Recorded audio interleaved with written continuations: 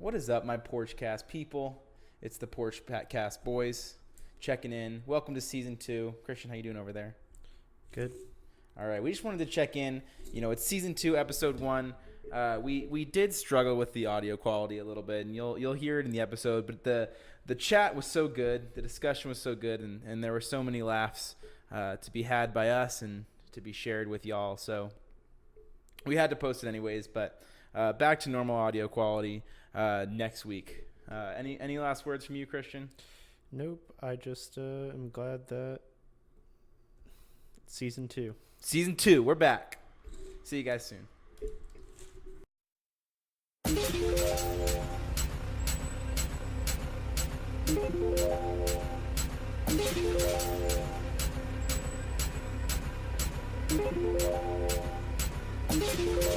The Porchcast with Brandon and Christian. Brandon and Christian. The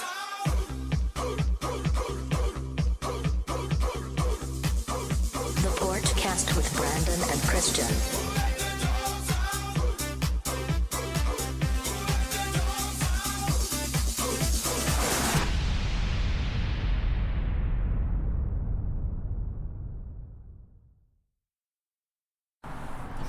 Welcome back to the Porchcast. It's a podcast. It's on the porch. That's why I call it the Porchcast. Christian, how you doing over there? I feel about the same as I did the first time. Time we tried to start it. This is take 2 because, no pun intended, but for some reason our first recording didn't take. So that's kind of the issue we experienced there. But this is a pretty special episode of the Porchcast. Do you have any reasons why? So many reasons. It's season 2. It's season 2, episode 1. It's season 2, episode 1. We are in a new location. New studio. And it is our first guest appearance. So, RTD Denver, thank you for joining us on the Porchcast today and bringing your wonderful noise.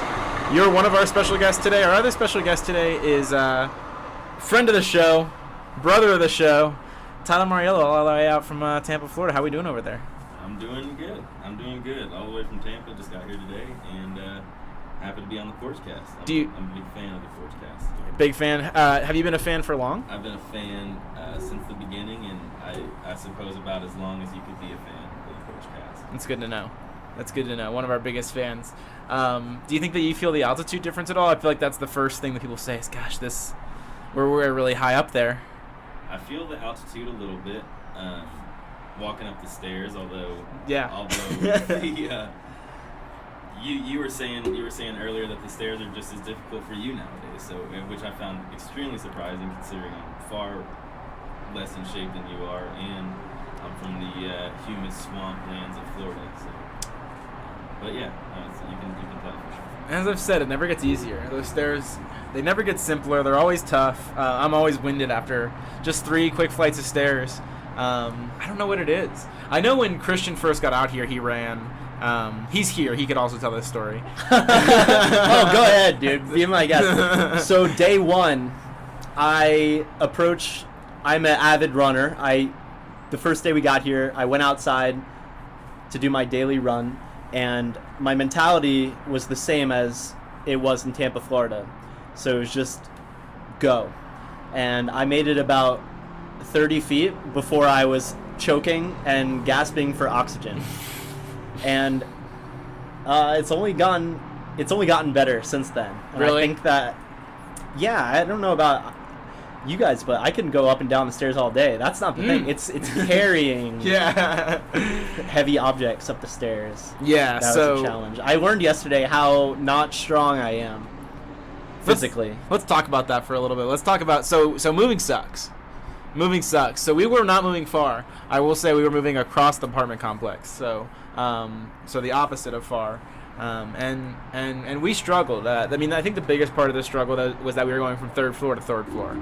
So we had to bring everything down 2 sets of stairs and then everything back up 2 sets of stairs. And it's not like we have a ton of stuff, but it's enough to cause dent. That's for sure. Now, did you rent a truck? It's a great question. So we did rent a truck. You essentially packed a truck and then drove it what, a few hundred feet. So that was the kind of nice thing about moving across the complex is we didn't have to necessarily be efficient with packing the truck because we knew we could just take it back. So we probably did 4 or 5 trips in the truck. But yeah, we did. We took a U-Haul from one side of the apartment complex to the other. I mean, we had stuff that just wouldn't fit in cars, beds, couches, something like the entertainment center and stuff. But yeah, but that You almost could have used a dolly, really. we could You almost. could've got a couple nice dollars and saved yourself a couple bucks at the U-Haul. We literally could have used a pickup truck. If we had a pickup truck, it would have taken way longer, though. I mean, it was like we were still able to pack quite a bit in there. Glad that's over. That's all I can say because that was a lot of work, man, and it felt like it was never going to end. Yeah.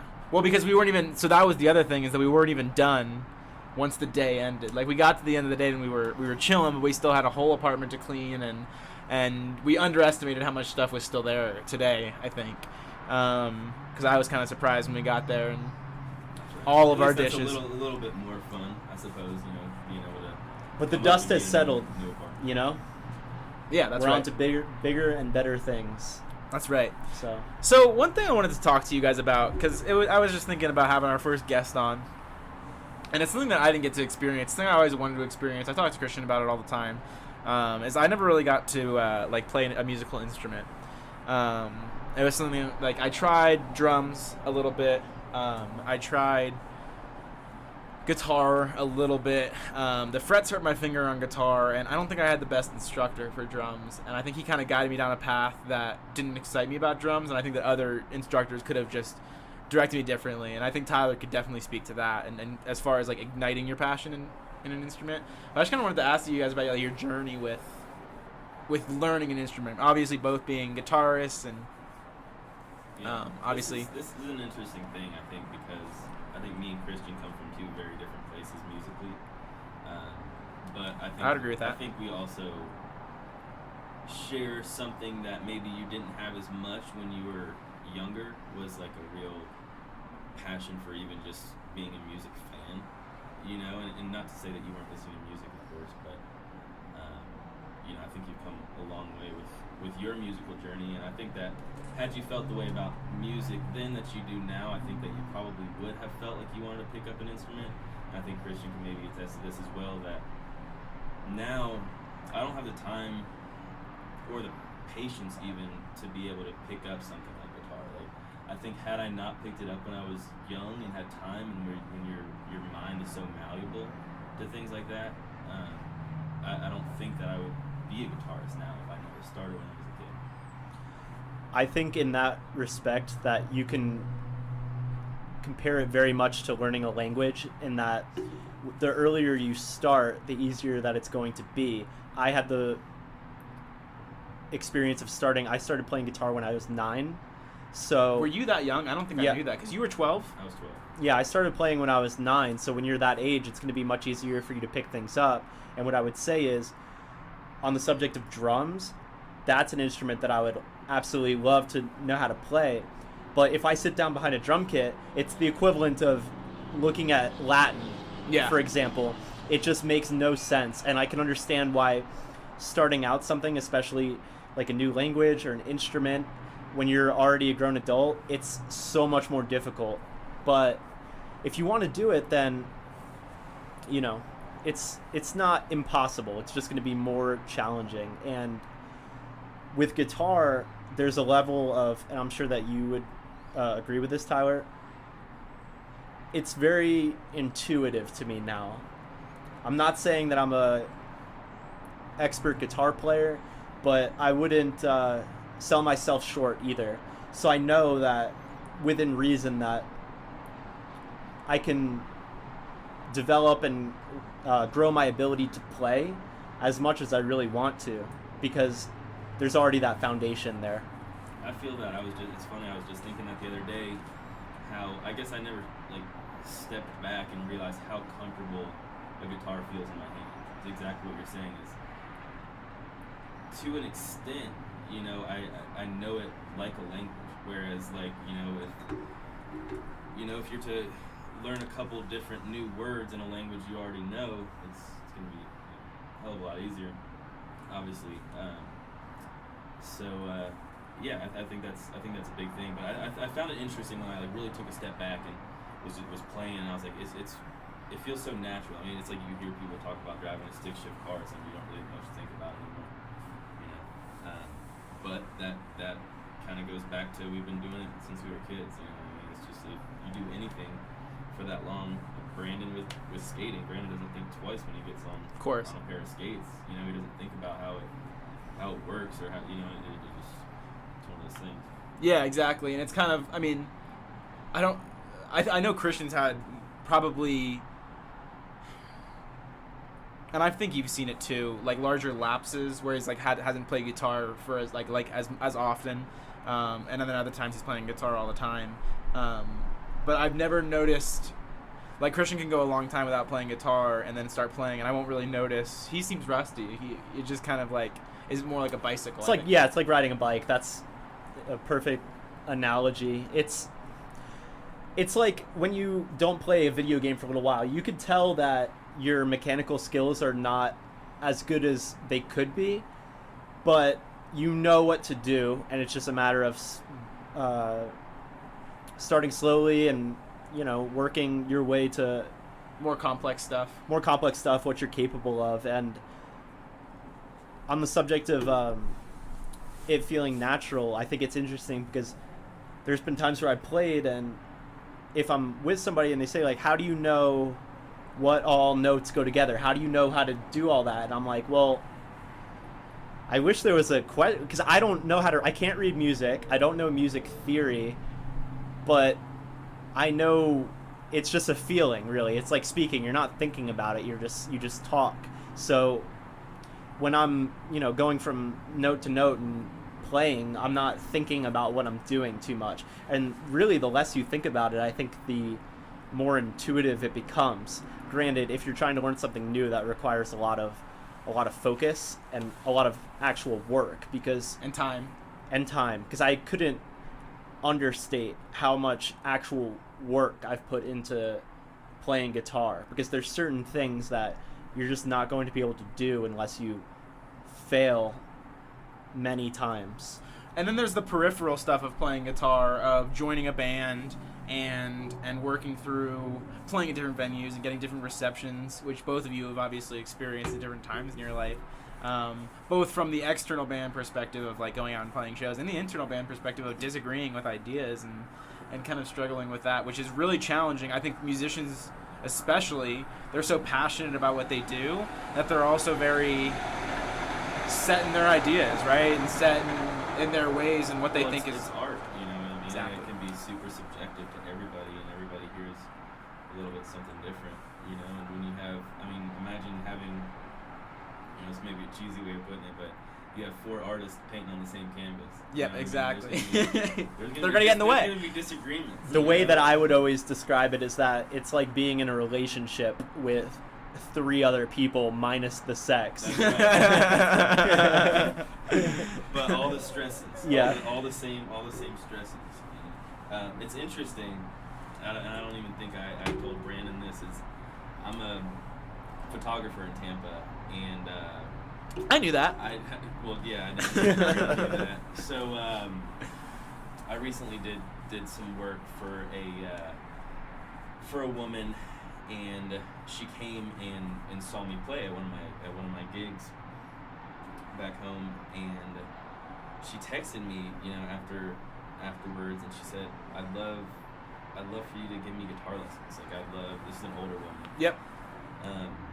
She said, I'd love for you to give me guitar lessons, maybe, like, we'll just start out with, like, a couple hours or something, and, like, I really struggled with it, strangely. Like, it was, you know what I mean, it was something that, you know, obviously it's, you know, she wants to pay me, and that's great, you know, but at the same time, it's not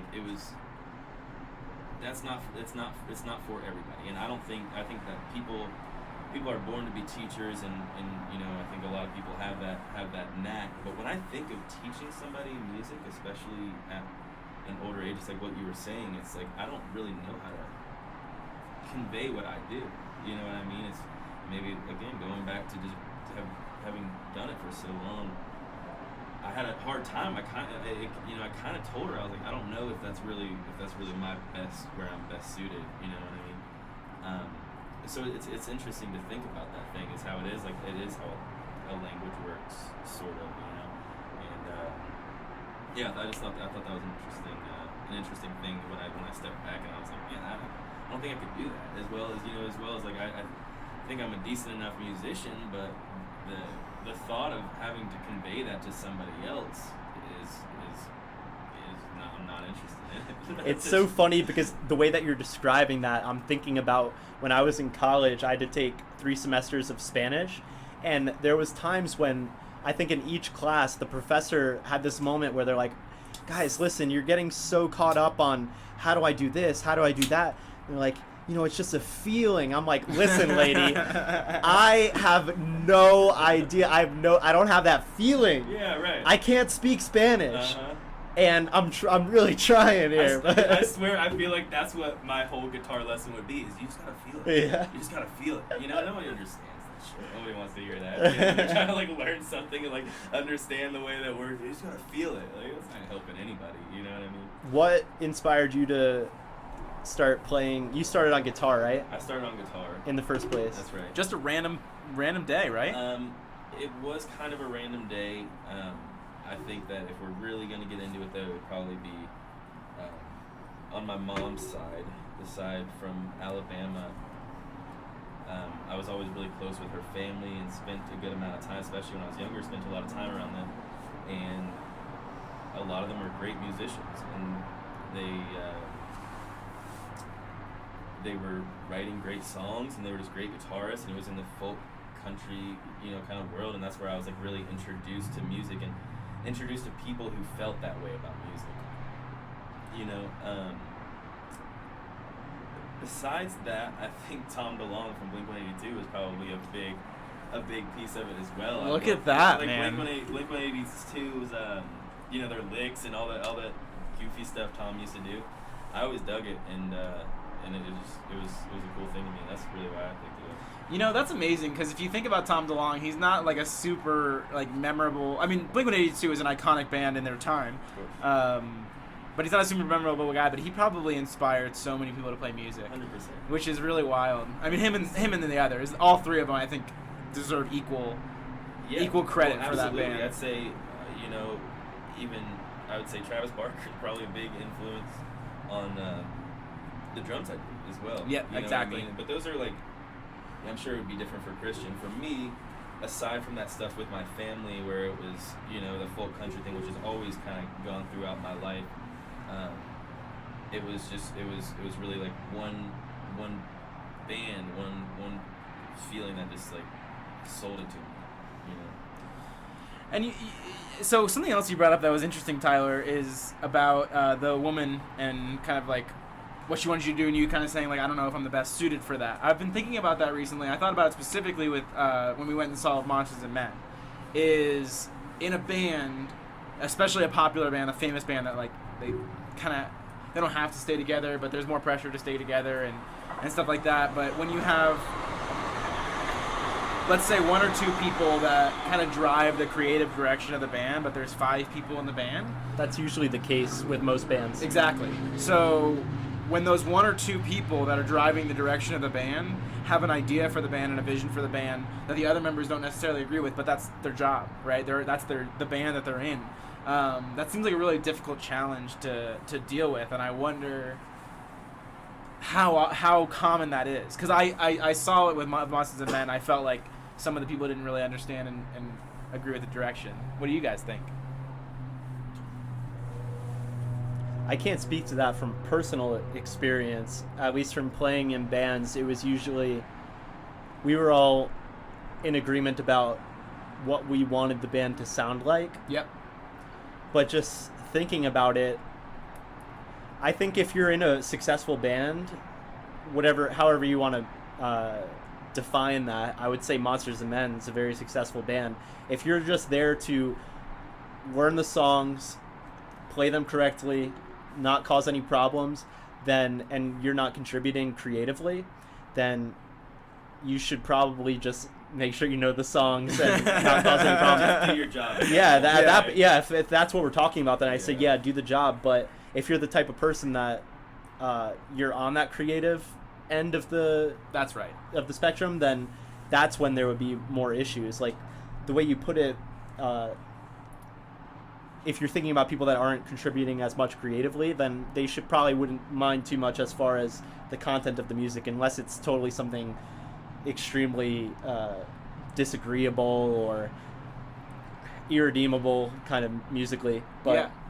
It's also different when you're talking about making a living too. Something you touched on, is like you get some of these bands, and they're not even necessarily old or anything, but they these guys have mortgages to pay. You know what I Exactly. mean? These guys have kids. These guys have and women,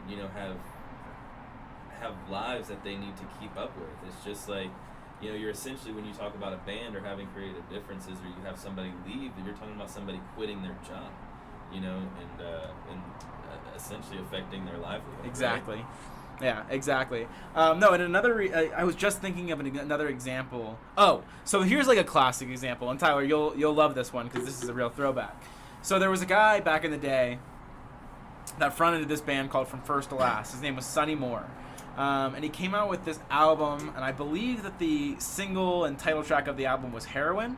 And it was not well received. And from what I've heard since, the band From First to Last is still together. They weren't crazy with the direction he was going, and they kind of pushed him out of the band, right? Because they thought he was getting a little bit weird and experimental with kind of the electronic aspect of it. And then Sonny Moore ended up going on to become Skrillex, which is so crazy to me, right? Is he was fronting this metal kind of alternative band and started experimenting with electronics a little bit, and then here comes Skrillex, probably the most well-known electronic artist of our time. Definitely one of. And what's interesting is, you somehow know that First to Last is, From First to Last is still a band, but a lot of people don't. Yeah. And a lot of that is because Sonny Moore left, Exactly. It's like, He won. there's probably, that, and I hate to even say it like that, like it's some sort of competition, but it's like, that's a heavy decision to make. From First to Last made it to where they're at because of Sonny Moore, you know what I mean? And so when he left, it kind of changed the direction completely and made them not as relevant. And then Skrillex went on to do his thing. But that's gotta hurt a little bit to see your friend. I think it's a similar thing to the Degrassi situation where it's like Drake is a superstar, yeah, and no one else on that show has achieved Nothing. I can't think of a single person he's from so that show. unbelievable famous. So You know, unbelievable, he's a superstar, so larger than life. Unbelievably famous that it's but shit, good for him because that's a hard hole to dig yourself out of sometimes. A lot of people aren't so successful in digging themselves out of that hole, and you got to give it to And I'm not a big rap fan, but you got to. For Lil Wayne to find Drake from Degrassi and then find Nicki Minaj, like two of the biggest superstars that pop You're right. and rap have seen. That whole thing is really a trip. It's crazy, man. Well, when you think like of these, like Drake is one of them, I think. And there's not many. I think that these larger than life celebrities, they're just like they aren't even people anymore. They're beings. I think the classic example of the most larger than life, the most just abstract and unbelievable person of all time is Michael Jackson. Of course. I knew exactly who you were gonna say. Yeah, it's crazy. He is iconic. I watched the documentary. Totally a child molester. It's almost 100%. That's unfortunate, and that sucks. It is, but it it is. sucks that we bring up Michael Jackson. That's the first thing that comes up, but it is the Yeah. truth. Yep. It's fucking sucks. It's gross. But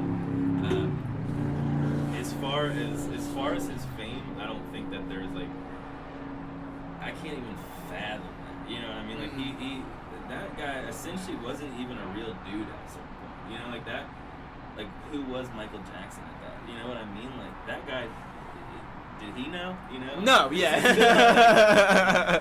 He didn't even know. That was the big problem. That was I the think problem. That's the big problem is that, you get to a certain stage and you're like, fuck, like it's existential. Like, fuck, who is Michael Jackson? You know, Michael Jackson's asking himself that. It's a trip. Well, and he was doomed from the start. Yeah, 100%. He was doomed from the start, and that's what sucks about it is he never got to have a childhood. I mean, he was a super talented kid. Like, you couldn't not let the kid do what he could do because he created some iconic song. Like he was insane, amazing his whole life. But he never had a chance at being a normal person, which sucks. It sucks that was kind of what the world had to sacrifice, was like making one fucked up person for some beautiful art. Right. Well, and it happens a good bit, you know. But I guess not to the fame level of Michael Jackson, you know. His famous story about, you know, Drew Barrymore, how she was, you know, when she was 13, she was going out with her mom to clubs, and she was like, you know, doing coke and like and partying and like drinking when she was 13 with her mom. You know what I mean? Like, God, talk about a recipe for disaster. Like, talk about a true recipe for disaster. And as far as I know, Drew Barrymore seems like a pretty well-rounded. You know, I see her every other year with Adam Sandler. Yeah. Calm, and she seems like she's doing okay. You know. Yeah, exactly. She's nice. She seems nice and stuff. You know, it depends. I saw Aaron Carter talking the other day, and I was like, this guy absolutely lost his mind. You know, it just depends. Tom DeLonge. The Tom DeLonge thing is a trip, though. Did you hear? You heard what happened though about Tom DeLonge? Is that he a video was released from To the Stars, his company that kind of handles all that crazy stuff he's always talking about. Released 2 videos, and the government came out and said that those were videos that they were aware of and they should never have come out. You know what I mean? And like it was like, so kind of what Tom DeLonge been saying is how he knows things that the government doesn't want you to know.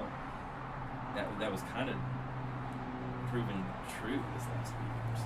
His way of expressing that, though, is not the best. Absolutely. He doesn't come off Credible. Yeah, he doesn't come off as credible at all. Sane. Yeah. No, exactly, and it's sad because there are people, him, trying to think of others that are very much have some serious mental problems. I think Tom DeLonge is probably there too. He's probably got schizophrenia or something. I think But- there's definitely possibly something there. So I wonder then if, like, with an example like Tom DeLonge, what comes first, right? Does he get exposed to something crazy? Let's say he gets exposed to something crazy. There's kind of 3 options. He gets exposed to something crazy. He sees some crazy video of aliens or something, and it kind of trips him out. It throws him off and drives him insane, which can totally happen. It's either that or he goes insane and he still stumbles across something because of his paranoia and his schizophrenia to seek out this shit because he believes it so to exist, and so he somehow seeks it out and finds it, or he's just batshit insane and he's never seen anything, and it all comes from a place of delusion. Here's the interesting thing about Tom DeLonge that will, in some way, kind of discount a little bit of that is that on Blink-182's arguably biggest album, Enema of the State, Yep. there's a song called Aliens Exist. Yeah. And I also, like we talked about, I was a big Blink-182 fan for a while, and they had a DVD that came out that had, in the actual documentary, probably a good 5-10 minutes, and in the deleted scene, probably half an hour of Tom DeLonge talking about aliens. Yeah. Really, really, really into it.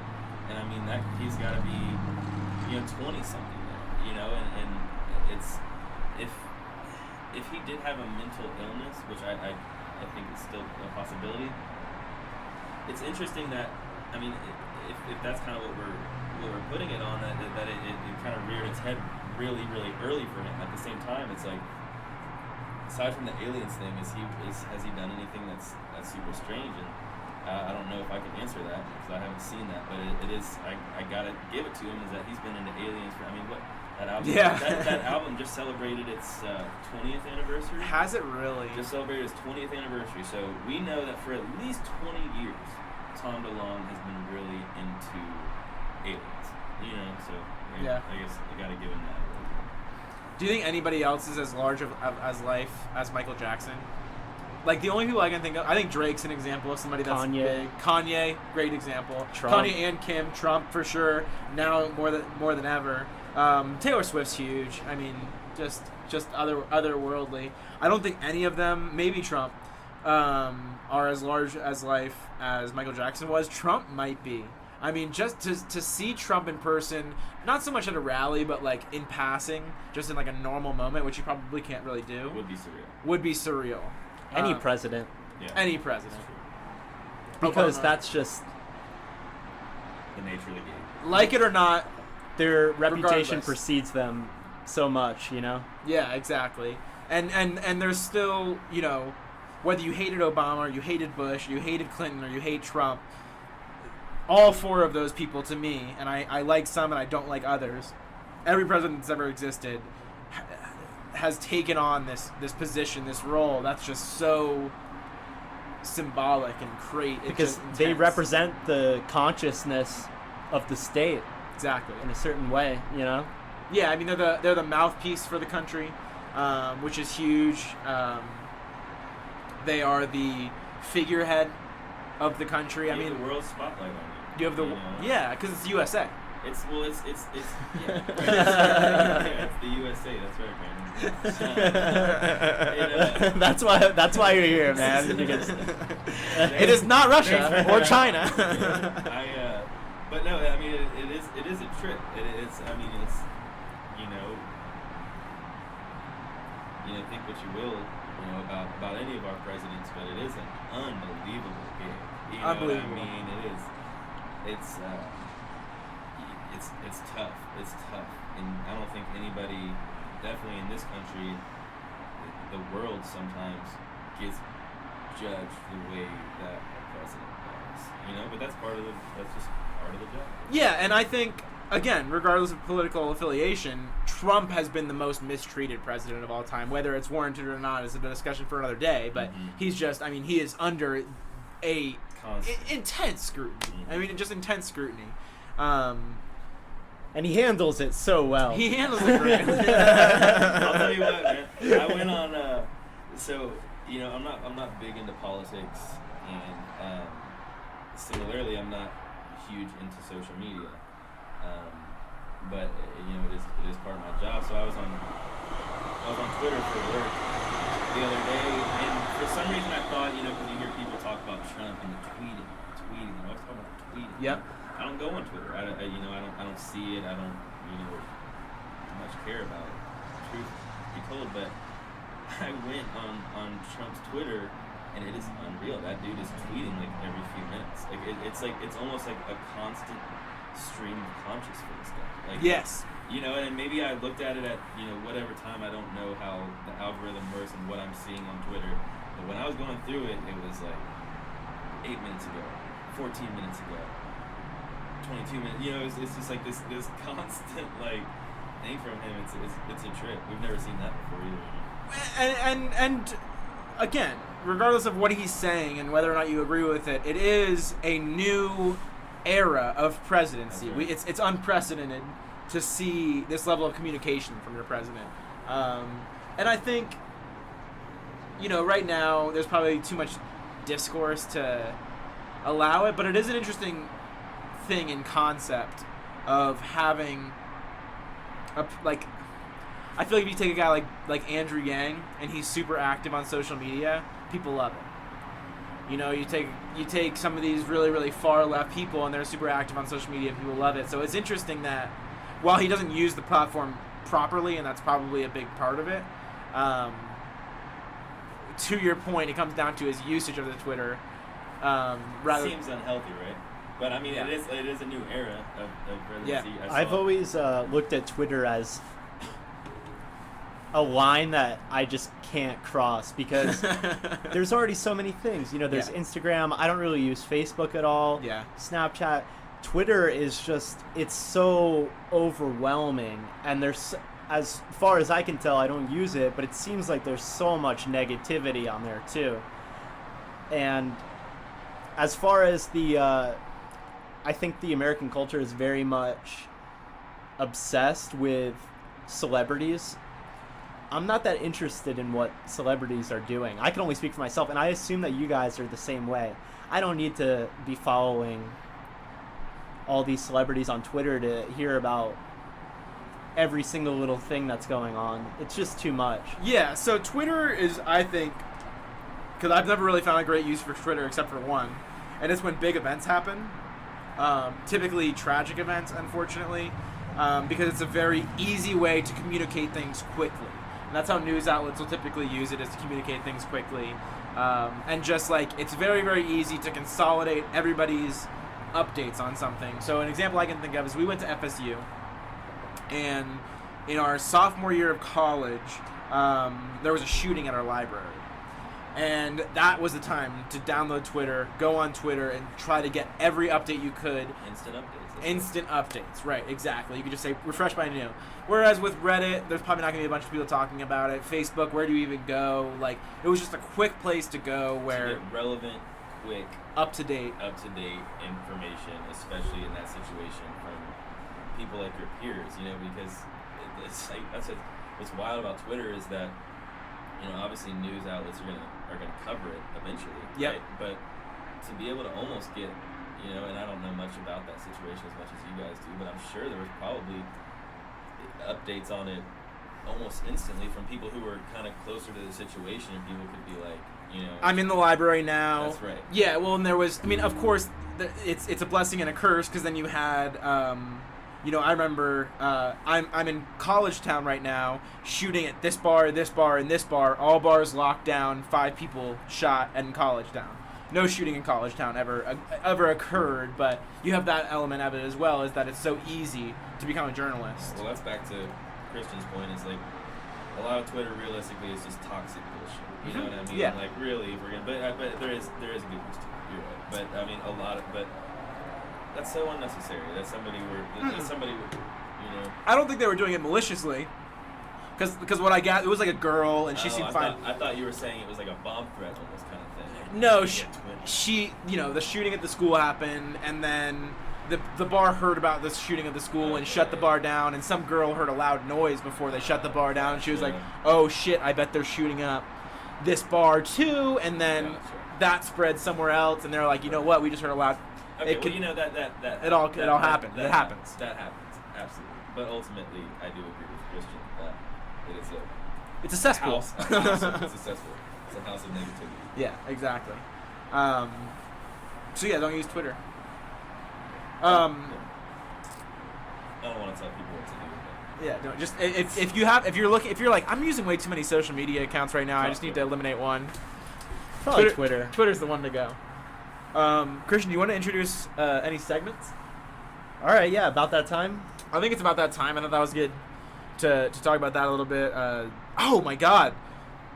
Thank you to our sponsors, Tiki Torches, obviously, as always. Shout out to Tiki Torches. Yeah, Tyler. I've waited so long to say that. How does it feel to be a fan of something and then be involved in that thing? It feels good, man. It feels good. It's exciting when that happened. I had a band that happened. Yeah. As well, where there was a band that I was like, man, I love this band, and I was able to join it. And it's cool. It's always cool to be able to be a part of something that you're a fan of. And even beyond just the Porchcast, you're a fan of podcasts. That's right. So to be able to, because I think that's probably the biggest benefit Christian and I see out of it is just like, we're fans of podcasts. It's just fun to do a podcast. And like, that's why we do it. Probably first and foremost is it's a fun. That's not why I do it. Why do you do it? I want to get so big that I could start just really pushing my political agenda on the masses. How much taller have you gotten since we started the podcast? Oh my God, dude. Yeah. It's just it's. You look 7 feet tall. All right, let's get a segment going, right. Christian. I'm gonna turn it over to you. So season 2, so many new things, and it's only gonna get better from here. The other day, I read a comment on the internet that moved me in such a hysterical way that it demanded to be a part of the podcast. It needed to be shared. It needed to be shared. So, for those of you that are listening, this is called the copy pasta portion. And if you don't know what a copy pasta is a play on the words copy paste. And it refers to internet comments. I didn't know that. You didn't know that? I did not know that, dude. Oh my goodness. All right. I didn't know that either.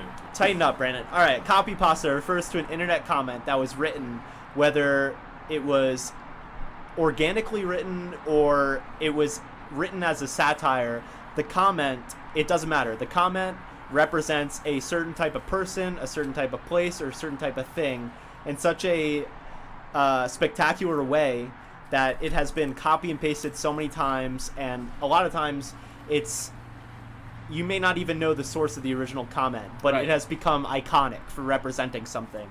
And the one that I read the other day is a comment, and I'll just call it the Subway comment. It refers to, this is a creative writing style of copy pasta that describes an experience of individual going to a Subway, and I'll let the comment speak for itself. The reason why I found this particular comment so funny, well, not the reason, but something that would help, is because Tyler, you worked at a sandwich shop for a little while, so I think That's right. that you would be able to add some input to this comment. So Yeah, what was that? A couple weeks? without further ado, this is the copy pasta portion, your weekly portion of copy pasta. This is the comment that inspired the segment. Subway. You enter a Subway store, and it's empty. Slightly too cool to be comfortable, slightly too damp to feel clean, and slightly too bright to be inviting. There is one lonely employee who does their best not to look at you for those awkward 10 seconds while you walk to the counter before you're close enough to order. You know you interrupted them while they were doing something else. They give their greeting, ask what you want. You begin scanning their workspace. The bins of raw ingredients are sitting askew, separated by steel walls, yet careless hands have dropped some of each on all the others. The preparation area is littered with crumbs and bits of lettuce, maybe the odd olive or onion piece here or there that has wedged itself into the crack between the food trays and the cutting board. This could have been cleaned up while nobody was there, but the employee doesn't care. For 1 second, you wonder how it got messy in the first place, given the lack of customers. Maybe it's staged, like those first few pennies in a homeless person's hat. Do you want it toasted? You do, but that would mean standing here for a minute with the stranger you disturbed, waiting for the bread to be sanitized. You observe the employee assemble your sandwich, making sure to painstakingly put each ingredient on only one half of the sub. You ask for sauce and they squeeze it out of a disgusting rubber nipple, then toss the bottle back into its bin like they don't want to touch it either. Are they wearing those gloves to keep the food clean, or their hands?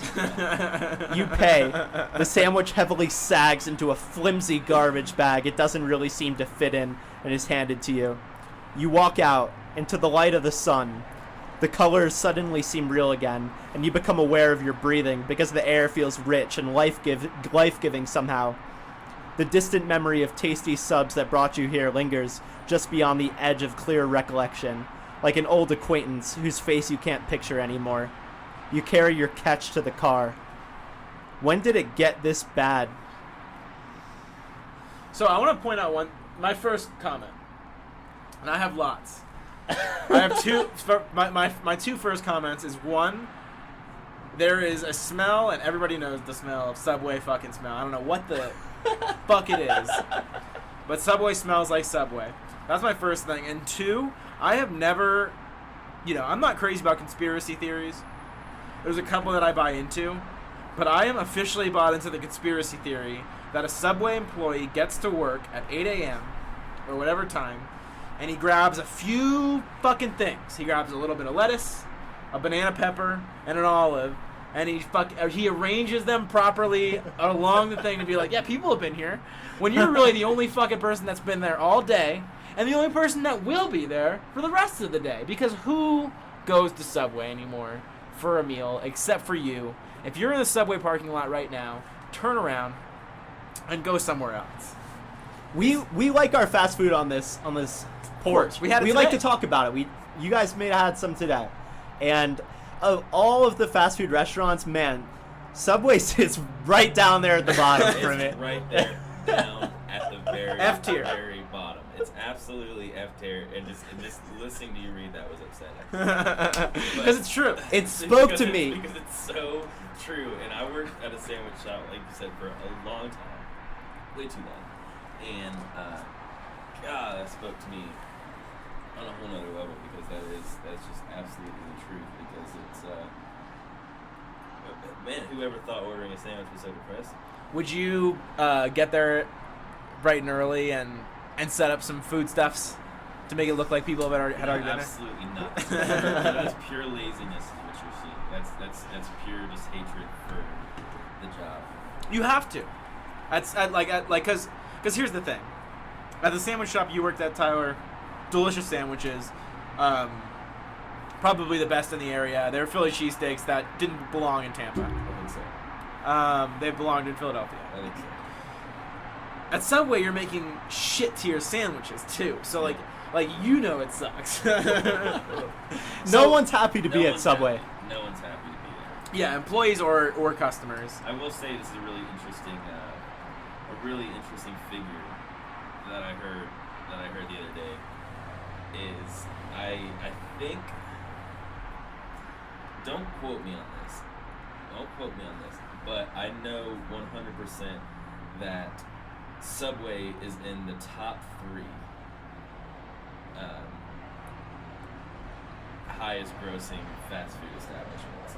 Now, I think it has the most locations. it has the most locations, exactly. That's exactly why that is the case, because you'll see that Chick-fil-A, if you look at that's a really interesting figure, is gross per unit, because the gross per unit at a Subway is nothing. The gross per unit at Chick-fil-A is absurd. You know, one Chick-fil-A makes more money than 16 Subways do. You know what I mean? But there's so many damn Subways that they keep popping up and closing down. We have one closed down by me and one pop up down the street. Yeah. Bro, what's going on? And they're just like, the employees, I've never seen it. It honestly seems almost like it needs to be part of the job, is to be upset, look pissed off, and like you hate every aspect of what you're doing over there. Those guys are fucking miserable constantly. So, I mean, that was probably like, hey, we could get rent for like $100 cheaper right. over here. No, I feel like one of the things. So it's like you come in to interview at Subway and you're like, hi, I'm Brandon. I got my degree in this, and I just trying to make a little bit of extra money on the side. It's like, you're not for us. But if you walk in, you're like, yo, you hiring this motherfucker? Boom. Yeah, you work right now. Yeah. Do you know how to make a sandwich? I made PB&J once. Boom. That's all it takes. And That was a white guy, by the way. You're all of a sudden nighttime manager at the Subway just after that one encounter. Like, this guy will do. He's a grinder. In fact, let's open up another one down the road and get his buddies. You're running it, yeah. This one's your location. We'll cover all the costs. The $5 it takes to open up a Subway. Let me say this as well about, and I hate to be dogging anybody, on the Porch Cast here, but I went to Subway for my last time about 3 months ago, maybe even more, maybe 6 months ago. And it was a decision that I made in my mind. Absolutely, I was like, I'm never going to eat at Subway again. So Subway always had their $5 footlongs, and I could always justify it. Sweet onion chicken teriyaki was all right. Okay, I'll pay $6-7 for a footlong and chips and a drink. Get out, cool. I went there the other day. I guess maybe 6 months ago, and the ultimate Mother Day. I got whatever the footlong, and it was like $13 something. And I was like, Subway is done. You're dead. There's absolutely no reason ever to be spending more than $7 at Subway. Yeah. And I don't know. I hate to say it here publicly, but I think I'm petty like that. Where it's like, if you upset me once with something that you do, I'm just like, no, I'm just not gonna go to Subway. I'm the exact same way. Yeah. That's when I remember the last time that I went to Subway, because we were together, Brandon. It was for T-Mobile Tuesday. We got a free sub. It was free, and it was still bad enough for me to be like, I'm never going back to this place. I don't care if you pay me to go there. It was so absolutely disgusting. And there's something about, and it's not just Subway, it's that I may be even a little biased in this sense. I don't like other people making my sandwiches. I feel like a sandwich is such a personal thing. I like it such a particular way, and having someone else put their hands on it, gloves or not, I don't like it. And it requires too much interaction to get someone to make your sandwich, I think. It's interesting. Yeah, absolutely. Especially if you really break it down like that complex, because that was stressful. But it's interesting you say that though, because they say technically you've heard that like typically you like food that was prepared by somebody else. Usually food tastes better if it was prepared by somebody Like at a else. restaurant, yeah. Anything, yeah, like they say that, like when I heard, like people say, that they'll make their significant other's sandwich because it tastes better, and it's interesting to hear you say that. It's like, don't fucking touch my sandwich. Yeah. Like I'm making it the way I want to make it. Well, and it was interesting too what you brought up, and I want to preface this by saying that they've redeemed themselves since, kind of. But your point about like you get one chance with me, and if you fuck it up, you fuck it up. So a few months ago, we utilized a service called Postmates. Postmates is like your typical Uber Eats, DoorDash, whatever it is.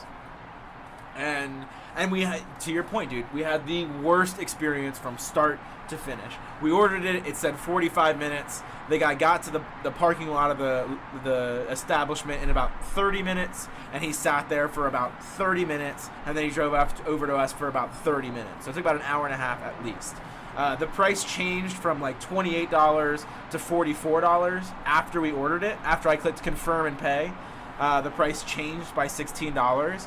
And when it got here, it was in styrofoam boxes. The food was too hot when it got here. So when we pulled out the styrofoam boxes, they exploded essentially, and all the food fell out from underneath the styrofoam box and got all over the place. And they forgot half of our food. Okay. And some of it, the order that we did receive was also wrong in some way, was it not? Yes. Okay. Yes. So it was a nightmarish That's experience. horrible. A nightmarish experience. Horrible. Believe it or not, I've ordered since because they sent me a coupon, and I had a good second experience and a terrible third experience. So one for three. Yeah. But to your point, I think that you get one chance. Like, because we also, my biggest point was we used a first-time user code. And there should be something in their system that if there's a first-time user code, that shit is seamless. That shit is perfect. We read that you used a first-time user code. It's going to go exactly according to plan. It's going to be a perfect process because that's our first impression. I agree, but goddamn, shouldn't you always have that kind of like thing? Yeah. Shouldn't it always be good? You know what I mean? Like, I'll tell you what, man. Just like if I spend $45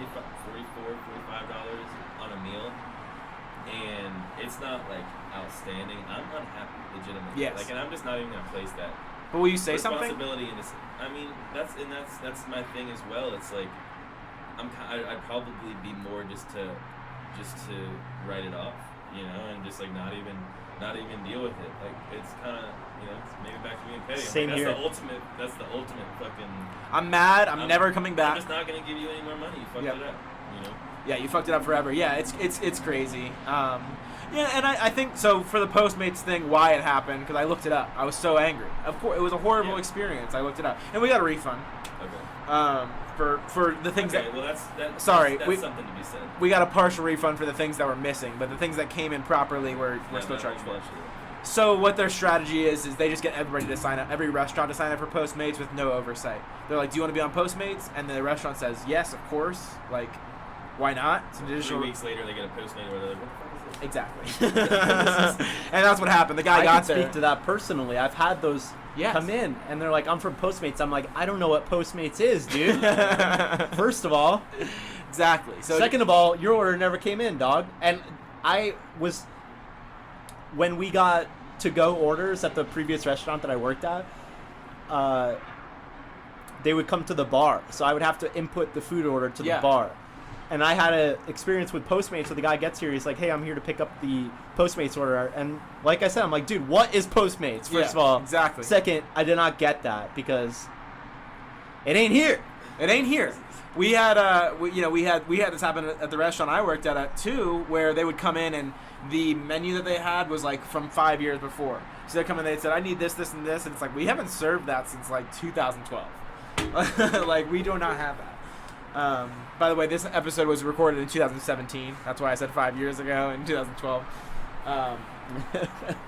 That's another thing. That's another thing that I gotta say upsets me as well. Is not upstanding your part of the deal. Like if any company does that to me where I feel like I was somehow led astray by something that was your fault, essentially, like having an outdated menu out on Yelp or whatever.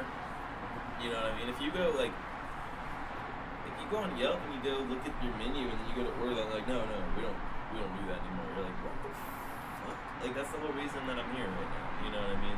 So not upstanding your part of the deal. If that happens to me anywhere, I'm pretty much quick to be like, no, I don't trust you anymore. Exactly. I got trust issues with you guys. Exactly. I'm not coming back unless you give me a coupon. That's right. Give me a coupon. Maybe I'll try it out. Maybe I won't. Maybe I'm done with you. But you know, it's a better way of trying to fix it, I suppose. All right. So moving right along, I feel like, and you guys can disagree with me. And this is for Christian specifically. But I feel like everyone has a male actor that they're perfectly compatible with. And I feel like if I ask you 5 questions based on this BuzzFeed quiz, we can find out which male actor Christian's compatible with. We've been really... Dude, this is the same as the last one. We've been tossing this around. Is the new BuzzFeed quiz meta? I don't know what you want to call it. Is you being excited about it and me just absolutely hating it? Because... So that's pretty much what it is at this point. I picked a short one. We'll be able to breeze right through Let's this do one. this. I think this is good. So it's 5 questions. We're gonna find out which male celebrity you're perfectly compatible with. So the first question, you know, we've had endless discussions about which '80s movie you would want to watch on a date night in. So let's establish it now. You got 9 options. 9? Sorry, 12. Oh my I lied. god! I lied about the 9. I don't know why I said that. That's too many. Just pick the ones that you know that I would already probably. Is Indiana Jones an option? Let me look. Indiana Jones is not, but there's a lot of good options. Let me tell you the good options. Back to the Future, Empire Strikes Back. All right, it's Empire Strikes Back. Okay. E.T.'s on there, Breakfast Club, Ghostbusters, Empire Strikes Back. Yeah, let's do do that. it. It's the Let's lock best it in. one. Everybody knows it. Okay. So next I need you to pick a celebrity you would want to invite to a dinner party. That's not fair. They're basically asking you to answer your own. There's women, fortunately. So Oprah, Meryl Streep, Zendaya, Lady Gaga, Brad Pitt, Beyonce, Jennifer Lopez, Lizzo, or Rihanna. Brad Pitt. Brad Pitt, easy money. Easy money. I mean, that's going to be your answer now, but I'm still down. Pick a country you'd like to explore. India, Brazil, Australia, Belize, Spain, Cuba, Japan, South Africa, Argentina, Portugal, Greece, Thailand. I'll go with Spain. Yeah, because I've been to Spain. I've seen it all. We've run the gauntlet. And I want to go back. All right, so going way back, throwback songs. Pick a 2010 song And I'm going to sing these for you. that always makes you want to dance. One Dance by Drake, Teenage Dream by Katy Perry, We Found Love by Rihanna, Get Lucky by Daft Punk and Pharrell Williams, Timber by Pitbull, We Are Young by Fun, Uptown Funk by Bruno Mars, and Telephone by Lady Gaga. Probably Uptown Funk. It's a good little tune.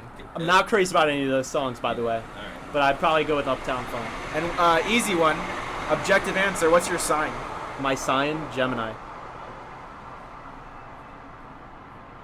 All right. Christian, we can finally settle the debate. The male celebrity that you're most compatible with is a surprising one. It's a deeper cut for sure. It's definitely not A-list. I would say probably in the B-list That's okay. spectrum. Oscar Isaac. You familiar with him? Yeah, from Star Wars From and also Star Wars Ex Machina. And Ex Machina. That's right. I feel like there's enough to work with there. We got the Star Wars. We got Ex Machina. Yep. Probably just go ahead and take Star Wars out of the discussion. Yeah. We could just talk about Ex Machina. Do you want to hear why? Sure. Really quick. You're a very strong-willed, deeply intense, and passionate person who tends to be there for those you love. And what you seek out most from a guy is that he's down-to-earth, loyal, and matches or at least appreciates your intensity. This reads very much like a horoscope. Yeah. They really got to know you in those Yeah. 5 unrelated questions. They're like, all right, he likes Star Wars. He wants to go to dinner with Brad Pitt. Oscar Isaac, it's gotta be. passionate person. Definitely We Oscar got a Isaac. passionate person here, boys. We got a passionate person. He really cares about the ones around him. He treats people well. He's down to earth. He's done it all. He's done it all. He's sensitive, and he's gonna balance your personality perfectly. Wow, that's fascinating. Well done, BuzzFeed. Congratulations, Christian. Butt feed. Butt feed for sure. But I'm happy to hear that you and Oscar will be spending. Now, what would your answer be if BuzzFeed hadn't told it to you? What was the question? Which male celebrity Are you most compatible with? am I most It's a good compatible question, with? Tyler. I'm glad you asked that. I don't know, man. It's hard to say. I would probably. Are we hopefully- talking sexually or emotionally? I would hope it'd be like, Talking about dude, the- and he's Yeah. he's in the news Yeah. right now. Joaquin Phoenix, dude, one of the Okay. greats. All right, One of the I greats. agree with Probably an intense guy. that. Yeah. He's got to have some darkness down there. There's some layers to peel from Yeah. what you mean there. That's a good friendship. You're not allowed to be the Joker unless you've got something that's not right down I'm there. right with you. Yeah. You're not worried about arguing with him, like getting in fights and being like, Joaquin, all you care about is your work. You know? I'm not worried about that because that's just part of the process. Yeah. That's right. That's part of being friends with an artist. That's true. That's true. We've talked about the Joker movie so much on this podcast. Oh, we're getting closer, dude. We're getting really I can close. almost taste it.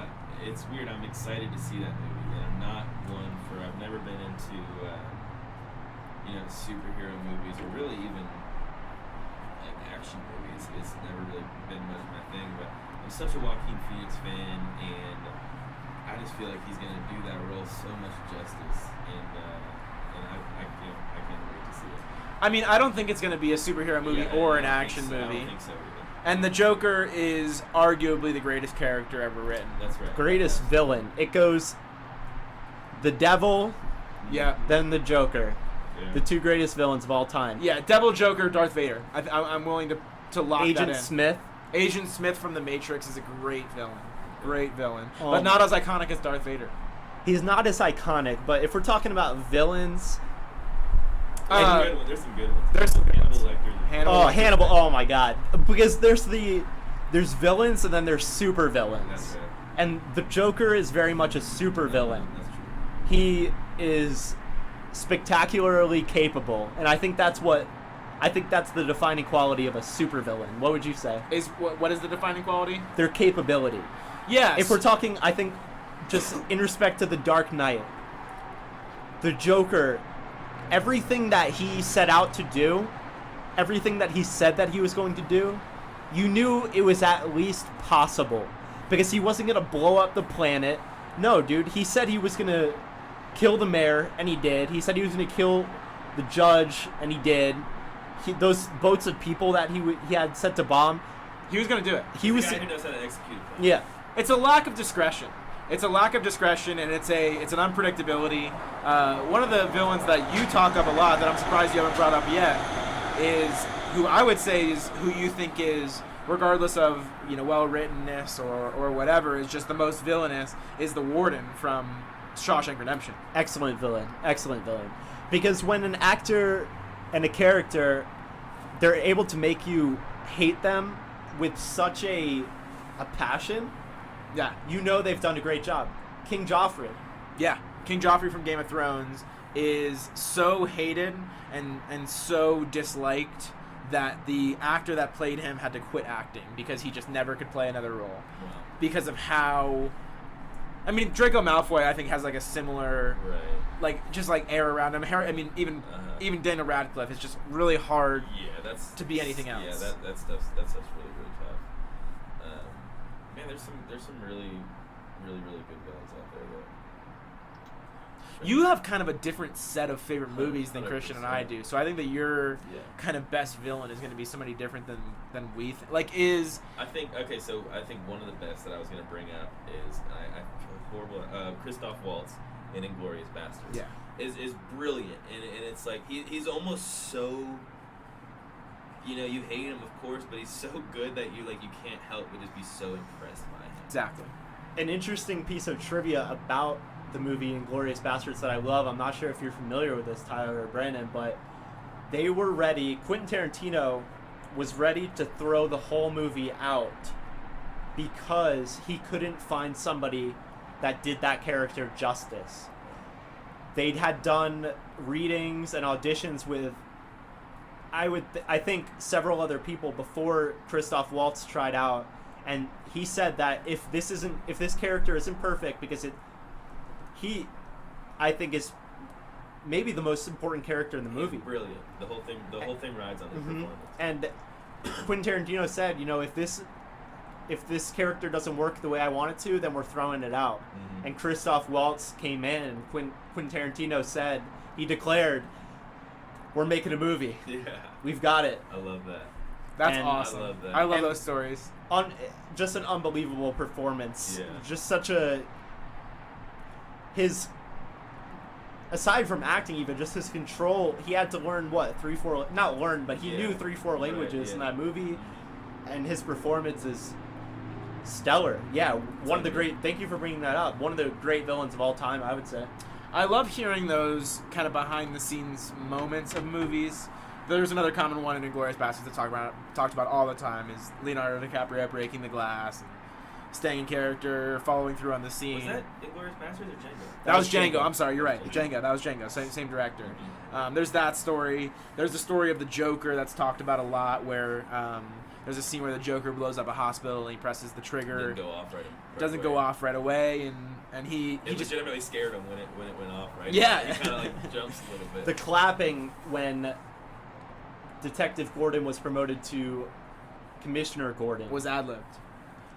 So it is told. So it is told. And I don't want to take away from the romanticism of that role or what is believed about that role. I don't think that the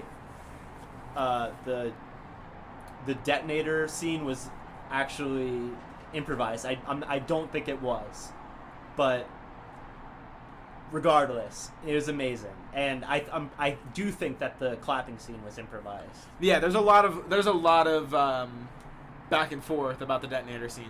Mhm. Absolutely. I think that probably what happened is it was a little off of how it was supposed to go, but not as off as the lore Yeah, claims it to be. Right. Either way, brilliantly acted and executed. And I'd be remiss not to bring up Patrick Bateman from American Psycho. It's a good which one. I think is Different because he's the protagonist.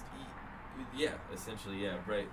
But I don't know how many performances I can say in my life that I've seen that have made me legitimately like uncomfortable, like that I like truly like fear this guy, like is absolutely not somebody that I want to be around, or you know what I mean? Like that shit's pretty terrifying, you know? Yeah, I mean, what's his last name? Anthony Hopkins. He went out to dinner, I think with Martha Stewart. I think he went on a date with Martha that's right. Stewart, and she couldn't do it. Yeah, She couldn't do it. He was just too scary. yeah. Too fucking scary. That's how you know, because he is scary. He's scary as shit. Anthony Hopkins already looks like a scary dude, and then you put the Hannibal Lecter character into him. Yeah. And that's another example of a very capable, like villain. That's what makes him scary too. I guess similarly with Patrick Bateman in American Psycho, like the guy's, successful in a lot of aspects of his life, but career-wise, but he's an absolute fucking psychopath. Yeah, he could do anything. He could do anything and it wouldn't surprise me. Yeah. And that's scary. To know that you have no idea what's going to happen next. Was that written by Bret Easton Ellis? Yeah. That was Bret Easton Ellis. That dude's sick, man. Yeah, Bret he is Easton Ellis is a real sick fuck. Well, he is. He's brilliant. He's brilliant. He's done some brilliant stuff, but he's also done stuff that I'm like, God, this is hard to watch.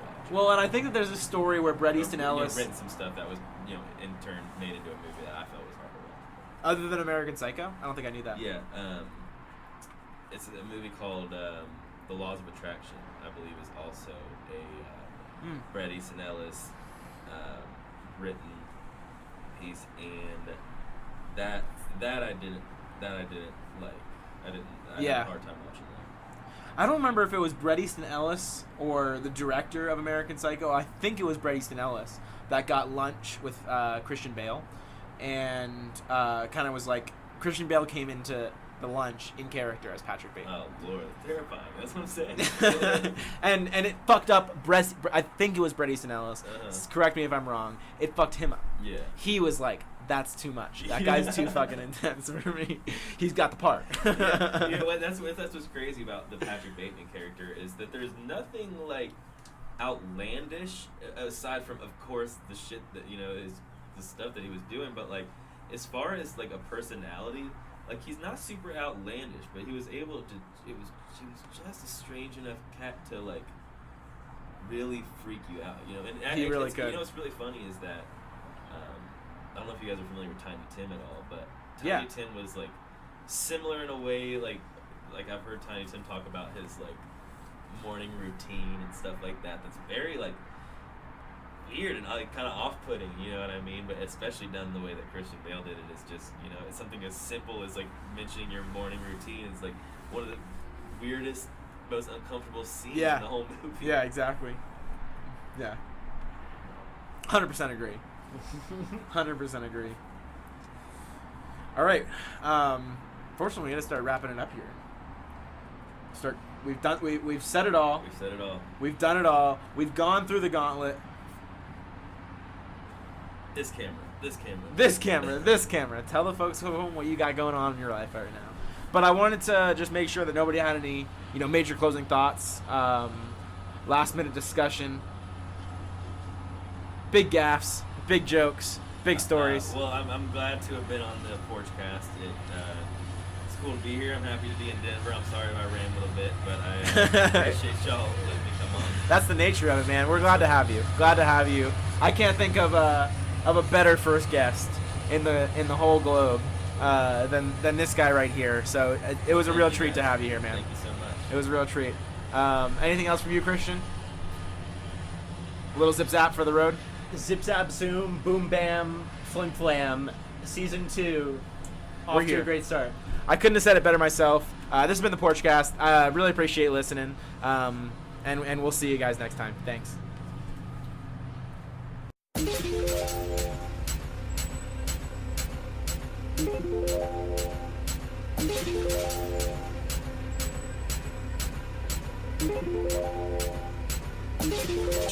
The Porchcast with Brandon and Christian. Brandon and Christian. The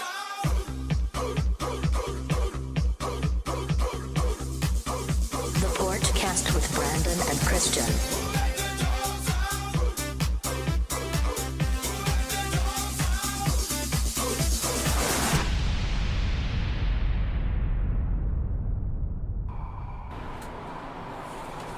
Welcome back to the Porchcast. It's podcasts on the porch, and that's why we call it the Porchcast. In a surprise and shocking twist, this is actually part 2 of episode 1. Christian, how you doing over there?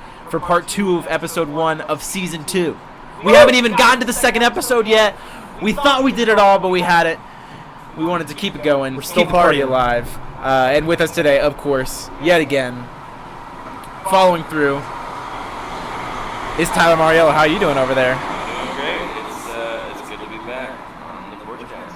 Yeah, it doesn't seem like too long since the last time, huh? No, it sure doesn't. It's been a couple of days. Just as exciting. Just as exciting as the first. That's good. That's good to know. I mean, it definitely shares with the first time a little bit. Now you've had a whole experience under your belt, a whole adventure, set of adventures really under your belt. Do you feel wiser? Yeah, I feel a little bit wiser. I feel special. I'm not only the first guest, but also the guest who's gone most times. That's true. I suppose. Probably for a while. Maybe. That might be. That might might be be. a record I hold for a little bit. Could be. I'd be happy to hold it. Yeah, I mean, We've opened the floodgates now. We've opened the floodgates. I mean, yeah, because we haven't even. Brad Pitt can't even get him squeezed into the schedule, just because we've had so much.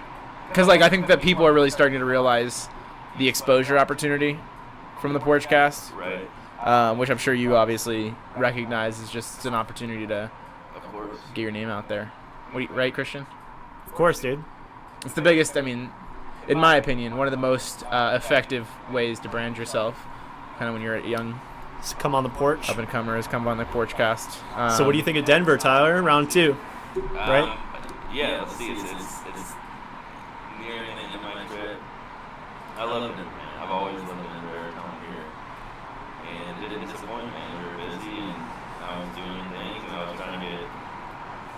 could fit it all into my tight schedule. And I think we did an alright job of doing that.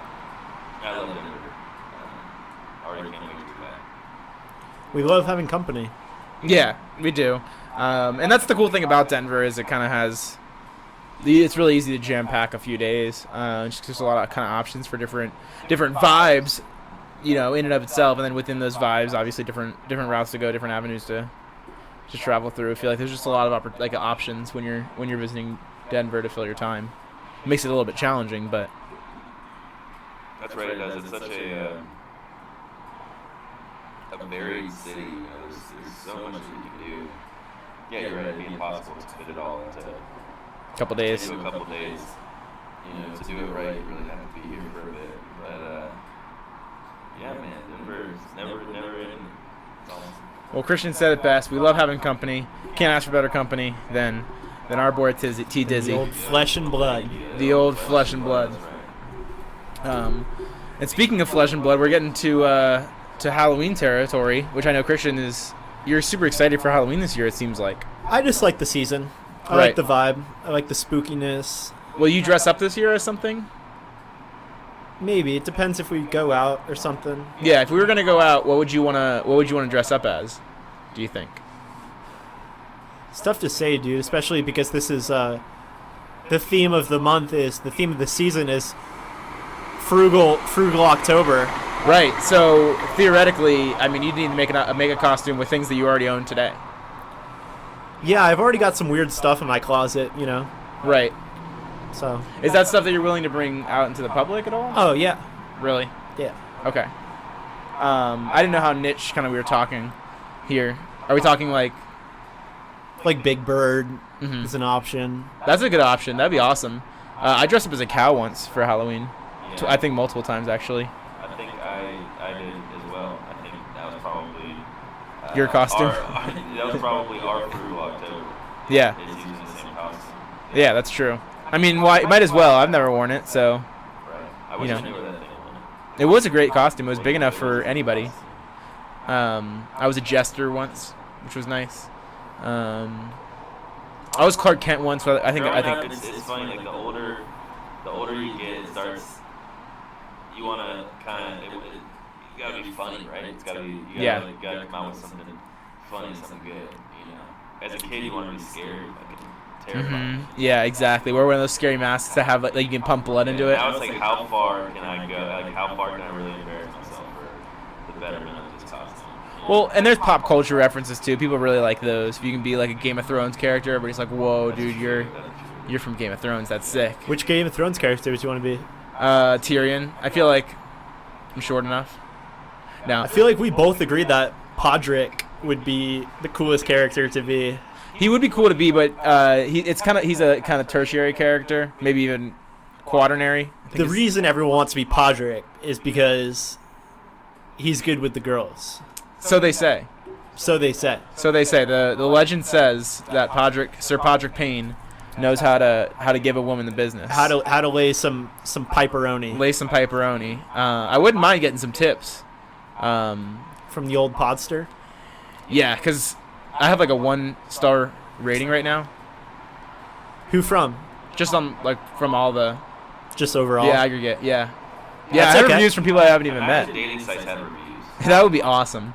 So would you? So like I don't really review restaurants. Would you review dates and just be like, conversation was good, food was lackluster. Well, see, I mean, here's the thing: is like, why am I allow us to really fuck up somebody's game on a dating site? If you were to go in the review and start trashing some person, stank, smell like cheese, and made me pay for all the meals, and that person's not getting another date. Yeah, you're right. You're right. Somebody reviews a girl, they're like, great conversation, gorgeous, caution, has a penis. Right. That person would probably Sign me up, dude. Yeah. They'd make the record for most dates in a day. They're like, I've been looking for this. I've been looking for a pretty penis, so to speak. Jeez. So they say. Right. Well, luckily they don't. It's not something that anybody has to worry about. not much familiar with dating sites in the first place. Really? So we've talked about it a couple times. They're We definitely love talking about dating apps. because they're weird. They're weird. They're interesting. They don't make any sense. They are strange. They're absolutely strange. They're, I mean, a lot of people have a lot of success in this. So who am I to say? It's not really okay. See, that's the interesting thing is that people have had success, and you see those couples. I know several that have like been together for a good amount of time, having met on like Tinder, Bumble, whatever the dating app was at the time, and have super successful relationships. I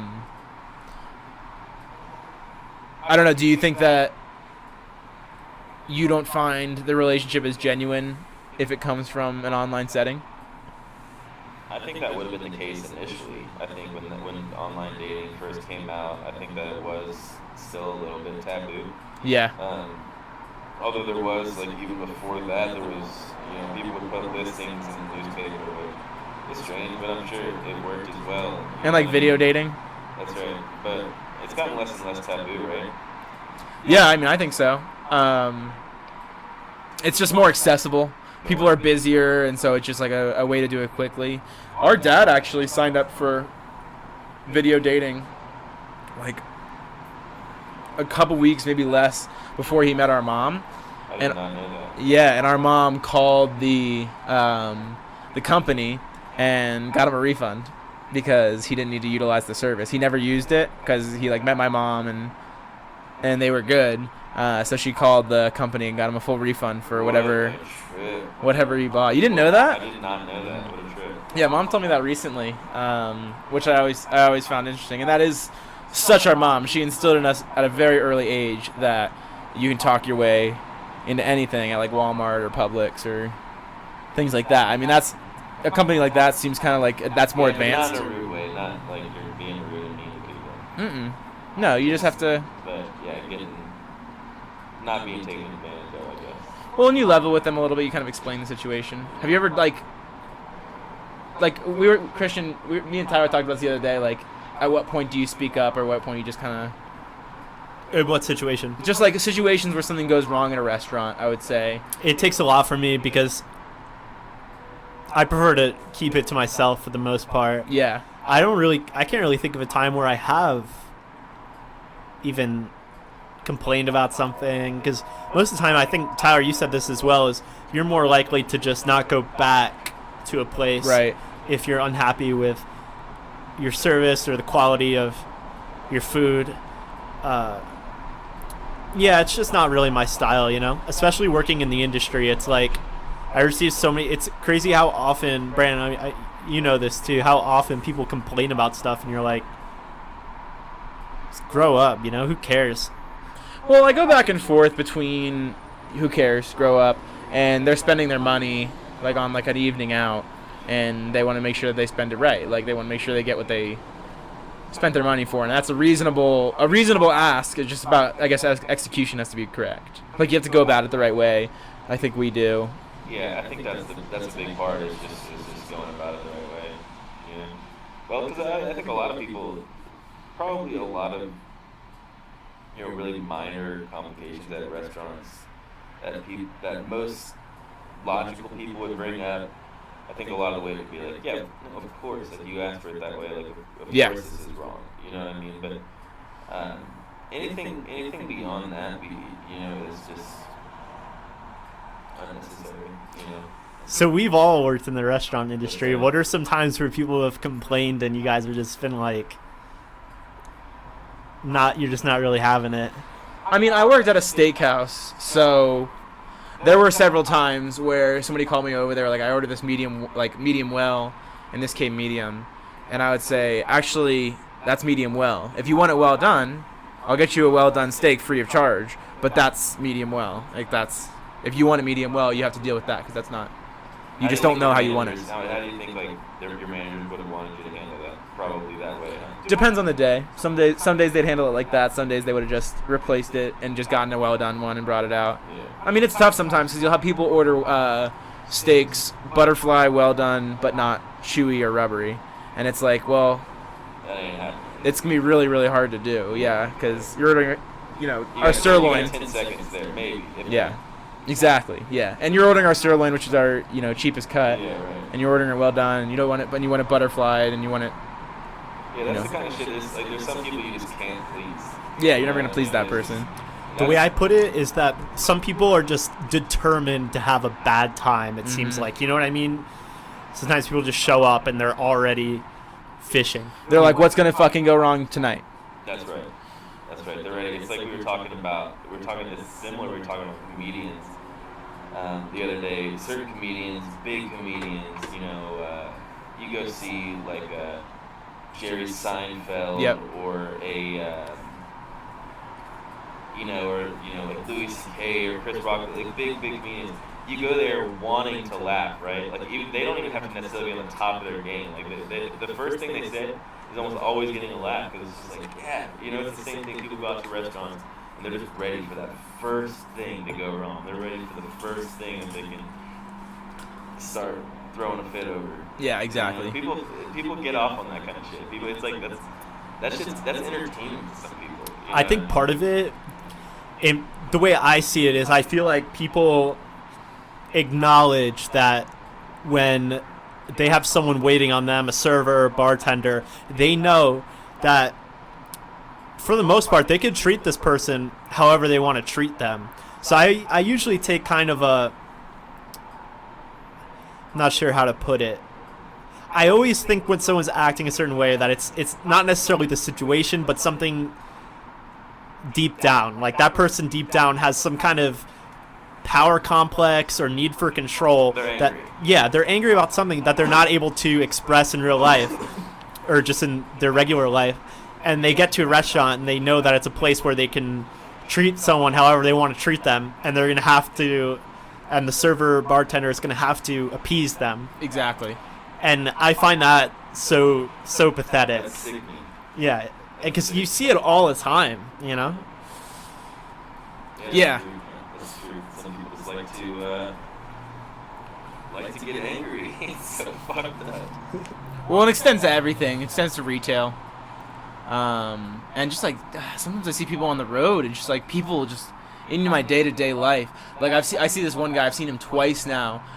He just doesn't really understand self-checkout lines. I've seen him twice now at the same King Soopers, particular same guy? grocery store. Yeah, same exact guy.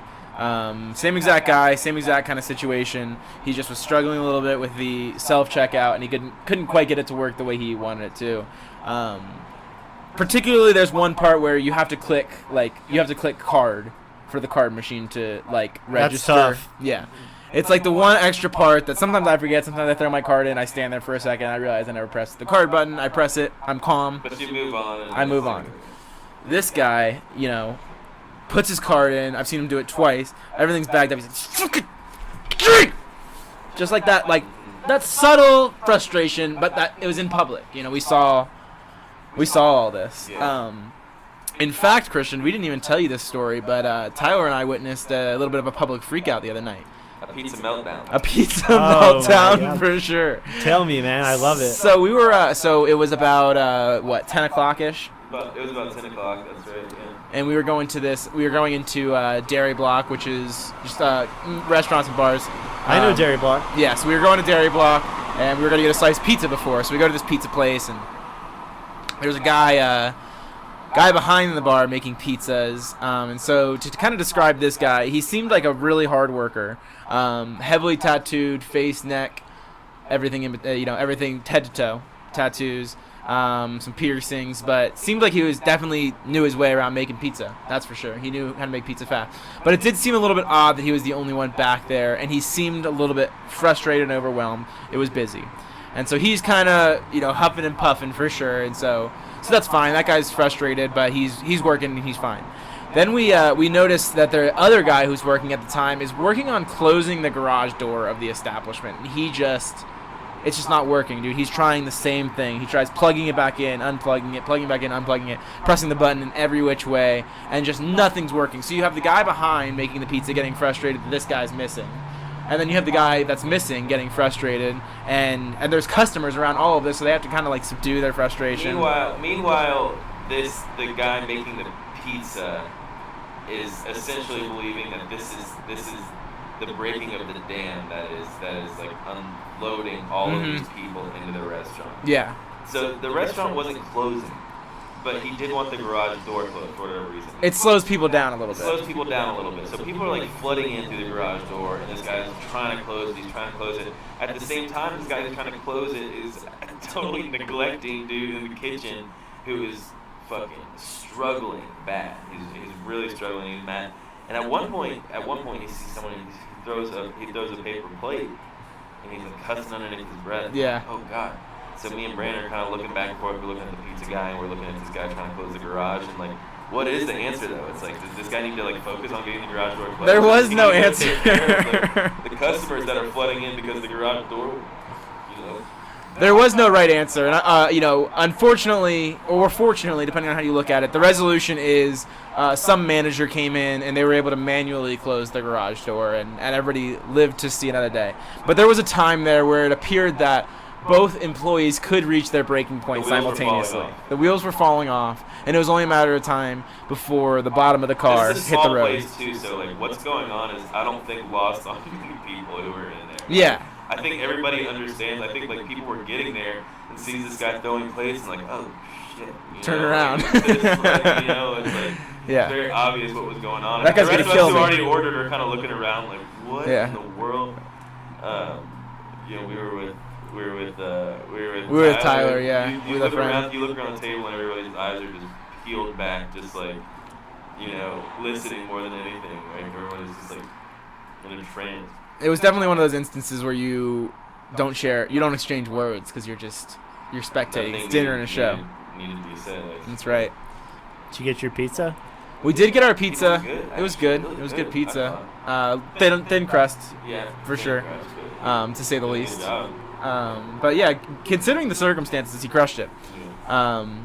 But yeah, what do you? I mean, do you like public? I wish that I could see public freakouts all the time. I would love It's that. like my favorite subreddit. It's like such a good subreddit. I would love to see people just breaking down, screaming, throwing shit. Dinner and a show. Dinner and a show. If I'm in danger, fine. That's the price I'm willing to pay for a good freak I don't out. want any guns coming out. I don't want guns coming out, but if objects are being thrown and there's a chance I'm there's okay some with that. ricochet, yeah, I'm okay with that. I'll take that. Like like food. Right. Yeah, Um, I don't want chairs and stuff. That kind Chairs of stuff, I is guess, is a dangerous. little bit easier to get around. But no, I'm okay being a part of most freakouts, honestly, as long as they don't involve any weapons directed at me, especially. So if you were sitting at like a McDonald's or something, you're sitting at a table, and some guy walks in naked, jumps up on the counter, whips his dilly like a helicopter for a few seconds, and then runs out. Would you be satisfied? Satisfied is the wrong word. Quenched, maybe? Like Quenched. that thirst for something like that occurred finally? Nah, these words are never Fulfilled. words I would use to describe that. Okay. What words would you use to describe that? I would say, I guess I would be like, that's... I don't know, Cerebral. I mean, let's break it down. Like, is it... Like, realistically, I'm probably like, I'm happier that I saw that than had I not. Had I heard about that. Yeah. Had somebody be like, dude, you left, like, just, like, 2 minutes too late. This happened. I think legit, I'd be like, fuck. Like, Yeah. damn. Like, I really would have wanted to see that. Would you feel worse if one of your friends was like, and not for nothing, but he had a really gorgeous penis? No, that wouldn't have been. That wasn't a I big think- motivator for you? No, I think quite the opposite. It'd been like, dude's dick was weird too. Like, Yeah. I'd been like, oh my god, like, Yeah. what? Like, it would have probably piqued my curiosity. If my Right. friend would have said, oh, dude, his dick was really nice too, I'd have been like, I'd have had to question a lot more than what happened in that McDonald's. Your friend you go back to the table, your friend's like, dude, you know how worms are kind of like thin on the outside, but in the center they kind of like are a little, his penis was like that, like on like the shaft and the bottom, it was See, really that's thin, and then stuff to be it hearing thickens from your up in the buddy, middle right? and then Your thins out at the buddy's- top. Yeah, Yeah. you're more just like happy and like that someone went in and did that. I'm not necessarily as concerned about Yeah. his cock and balls, you know what I mean? Oh yeah, no, I can't stop thinking about it. Right. Christian, that's why speaking Christian of hasn't formed an opinion yet. He's still thinking about I don't know what to. the wiener. Yeah. Very enthusiastic, Christian. Majestic. Shout out our sponsors. Oh yeah, I did forget to shout out our sponsors. Tiki Torches, as always, has really come in clutch lately. If it's ever dark, Tiki Torches. That's the jingle they told me to sing. It was longer when they sent it in, but we chopped it down. So thank you to Tiki Torches. And this is a new sponsor. Not as familiar with this, but it just says "Cleanse the Earth," and there's like a couple little symbols. Okay. Cleanse the Earth. Cleanse the Earth. I don't know what that means. Christian, do you know what that sponsor is? No. Okay. They're new. We'll get back to everybody. I'm sure will. Oh, I just got the find out. So, yeah, Grandmaster Phillips, I guess. Okay. A chess player. Yeah. Okay. Cool. Cleanse the Earth. Thank you, Grandmaster Phillips. Anyways, what were we talking about? We were talking about. Oh yeah, so like a worm wiener pops Okay. out.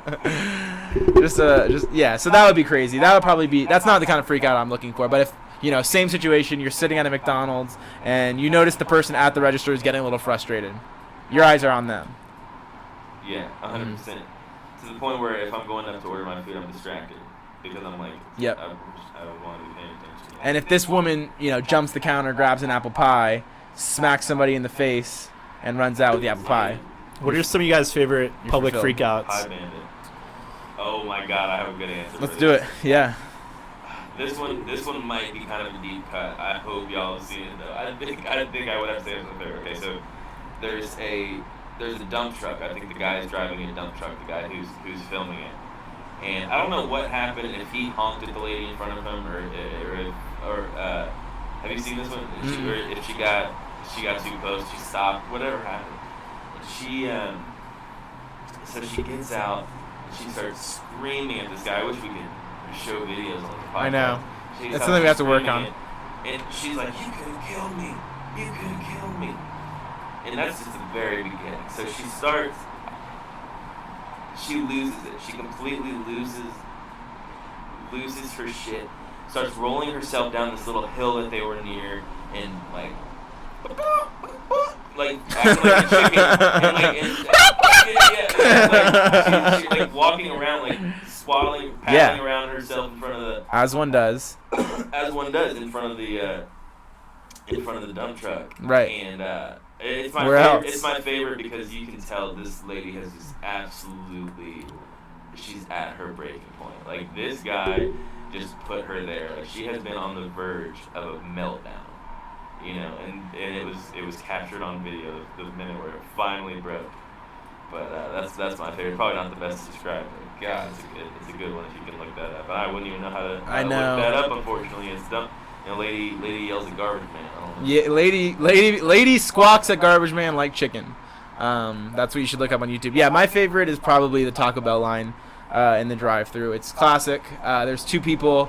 Basically, they both felt they got to the Taco Bell drive-thru car line at the same time. Neither of them felt comfortable, backing off of that, and so. Dude, didn't we have a situation similar to that in college one time? It was so stupid and insignificant, but this guy pulled up at the same time as us, and he cut you off, or no, and you guys got in some kind of verbal altercation where he was telling you about how you didn't get any girls or anything. Dude, that does sound kind of familiar, and I wasn't even opening my window to get in a fight with this guy. I was opening the window to just be like, dude, somebody's gonna get in an accident if you keep this up. I'm here first. I'm hungry. And if you don't let me get my sandwich first, I'm gonna come up there and I'm gonna gut you. I think we were at Guthrie's. I think we were at Guthrie's too. Yeah, Guthrie's was like that chicken spot in Tallahassee. Yeah, people piss me off sometimes. I really don't like it when people cut me off. I don't like that. Dude, I'll I was kill at that Dunkin' person. Donuts one time. I was at the drive-thru, and I was just sitting at wherever you order. So I was waiting, and the girl that was taking my order, she was just taking a really long time to get there. And the person behind me honks at me, which, dude, you have no idea how annoying. I can't stand when people honk their horn at me because I feel like you should really reserve it for dire situations. I stick my head out the window. I look at her. I just stare at her. I'm like, what? And she's like, what are you waiting for?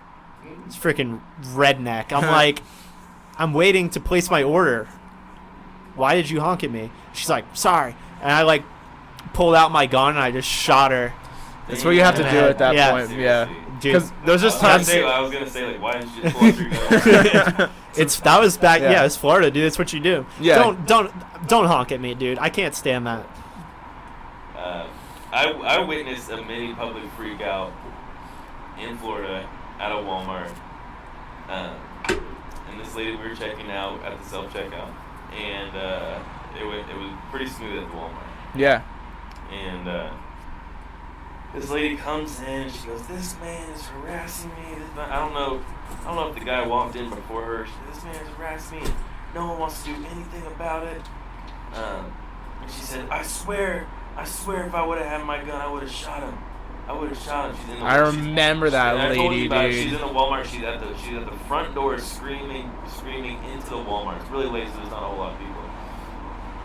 She's screaming. She goes, "He's harassing me, and I got his license plate, and nobody wants to help me. None of the Walmart employees are gonna help me, and I wish I just had my gun so I could kill him." That's a crazy thing to hear somebody fucking say out Oh loud. my god, it was crazy. It was like, damn. So Yeah. any other night, had this lady had her gun on her, might have been witnessing a fucking shootout in the parking lot. And see, that's the kind of danger that I'd like to avoid. Right. That's the pre. She was dangerous without the gun. That's right. She was dangerous without the gun, and that was entertaining enough for me. I didn't need to see her with the gun. It was clear to me that she was going to be a problem if a gun came into her possession. For multiple anybody. people, yeah. For multiple people, she's going to be a Nobody problem. was safe if that lady got her hands on a gun. That's crazy, man. I love seeing it. I hate to say it. I love seeing people that you can even almost tell they're not usually this way. Like they're not normally this insane, but like something just set them off to Those are the to another best. degree. Those are the best because the ones that you see more often are kind of like the person we were talking about before. This person just does this. This Yeah. is kind of this person's MO. But the best are really seeing a pretty normal, level-headed person reach their brink, and you're like, oh fuck, like this is really something for this person. Like we're witnessing something they might talk about to their therapist 20 years down the line. But like, yeah, there was just one time where I really freaked out. I had a cousin throw a chinchilla at me. In what context? Nothing. About that one right there. Yeah, That's just what about you that. just heard. Yeah, no, like I don't think he was happy. he wasn't Right. thrilled with me. I said something that rubbed him the wrong way, I guess, and he Kind of a Probably waste of about a. the way he was treating his chinchilla. yeah, probably about how he hadn't fed his chinchilla for a week, and he was like, "You want to see me feed my chinchilla?" I'll Dude, feed I was thinking of a chinchilla. Sounds like a Mexican like food. Yeah. Am I thinking Yeah. of something else? No, that's right. Chimichanga. yeah, chimichanga. I was picturing like a burrito. No, this is an animal. This What? is like a raccoon-looking thing, and he Chinchilla. yeah he threw it at me. It looks like a cute squirrel. Yeah, Squirrels are pretty cute. but- or like a porcupine kinda. Looks a little bit like a porcupine. Yep, Okay. I think. Or no, a hedgehog. I'm sorry, a hedgehog. Hedgehog, not a porcupine. Like Sonic. Sort of. Like Sonic. They're kind of more like squirrels. So are hedgehogs. Yeah. Are they? Yeah. Hedgehogs don't look like Sonic at all. The hedgehogs look like little turtles, little mouse turtles. They're weird. Yeah. Yeah, he did throw it at you though. And I didn't know what to do, so it was coming right for my head, so I ducked. And I was standing in front of a wall. So Yeah. Did it get you? Chinchilla, man. no, it got the wall. It got straight wall. You think so? No, I know it. Yeah, it hit the wall hard. Yeah. Yeah. R.I.P. Yeah. Well, no, I think it. I mean, it's not alive now, but at the time, it scurried off. And I was like, I looked at my cousin. I was like, that was obviously insane, right? Like, Right. Yeah. no matter what I said. I don't think anybody even after that. I think probably Charlie realized that he had made a pretty bad decision. Yeah, he's like, I just threw my pet at my cousin, and I missed. I hit the wall. Yeah, you can't do that. That's a lot to do to somebody. You know what I mean? Do you have a favorite public freakout? Favorite public freakout. I mean, we've already done the bagel guy, but I feel like I gotta go with the bagel guy. Bagel guy's huge. Would you consider like a mass shooting a public freakout? It's definitely a version of one. Not my favorite. By definition, it'd Yeah. be like a. Maybe the strongest public freakout by definition. Not my favorite for sure. That's your favorite like brand of public freakout. Not my favorite brand of public freakout. Definitely some capable freakouters. in like your Columbines and your Auroras. That, I mean, they're capable public freakouts, but not my typical brand. I like them to be a little bit Enough less. is enough. See, I like the bagel guy freakout is Yeah. my favorite brand of freakout. When somebody, that's to me a true public freakout. Like that guy. He really- snapped. what he said. Oh, have you guys seen the saxophone goblin guy? No. Oh my Is goodness. this the new meta? Well, it's an old video, but it's this guy in New York City. Some guy was playing, I think, saxophone, Oh, yeah, and this is a good one. oh, you've seen this guy? And this dude looks like a goblin. Troll. Yeah. Troll, dude. And he loses his marbles on this guy that's playing saxophone. And dude, going back to what I said about deep-seated issues, it's like every like deepest insecurity that this guy had, he was unleashing it on this other dude. He's like, you know, Your dick small. No, that saxophone player was that guy's dad in his Yeah. mind, dude. Oh Yeah. my I've god, never seen dude. such hell unleashed on somebody for doing almost nothing. and he's like, I walked, who did he say? That's exactly Bob how he Dylan. felt. I walked Bob Dylan to the stage. He's like, who are you? Who are you? You're nobody. That's exactly what it was. Yeah, like. and Dude. he said this totally rehearsed line that sounded really kind of poetic at the time, but if you do an analysis of it, he's like, because they were near a Holocaust memorial or something, and so the Goblin Man, his position, if you want to call it that, was that the space surrounding the Holocaust memorial demanded silence, and he's like, a true artist respects the silence that inspires creativity. And it's like, dude, okay, that sounds kind of God. cool. And he said it in this like very done up sort of romantic way. Yeah. And you're like, dude, what are you talking about? And why are you freaking out right now? And dude, I just love it. I love all those like really troll like just totally beat down guys that have just never had like an easy day or anything. Yeah, I love that too. And that guy was not, turned off by the fact. Like, he was the kind of guy that was going to freak out like that, whether there was a camera or not. Like, we were viewing in that video, we saw somebody truly just unhinged. Yep. What a trip, man. I wonder if there's any people that have had that happen, but they're like normal people now, and like that video gets brought Have you back guys every once ever in a had a while. public freak out? Is there any occasion that you have found yourself in public and now looking back on it, in hindsight, you're like, that probably was a public freak out? Never beyond like a couple people. The most I ever freaked out was when I realized my laptop got stolen from my car, and I freaked out. I definitely freaked out. I threw some shit. I screamed in public, but I was in a parking garage, and there was only 2 people there, and the 2 people that were there were my friends.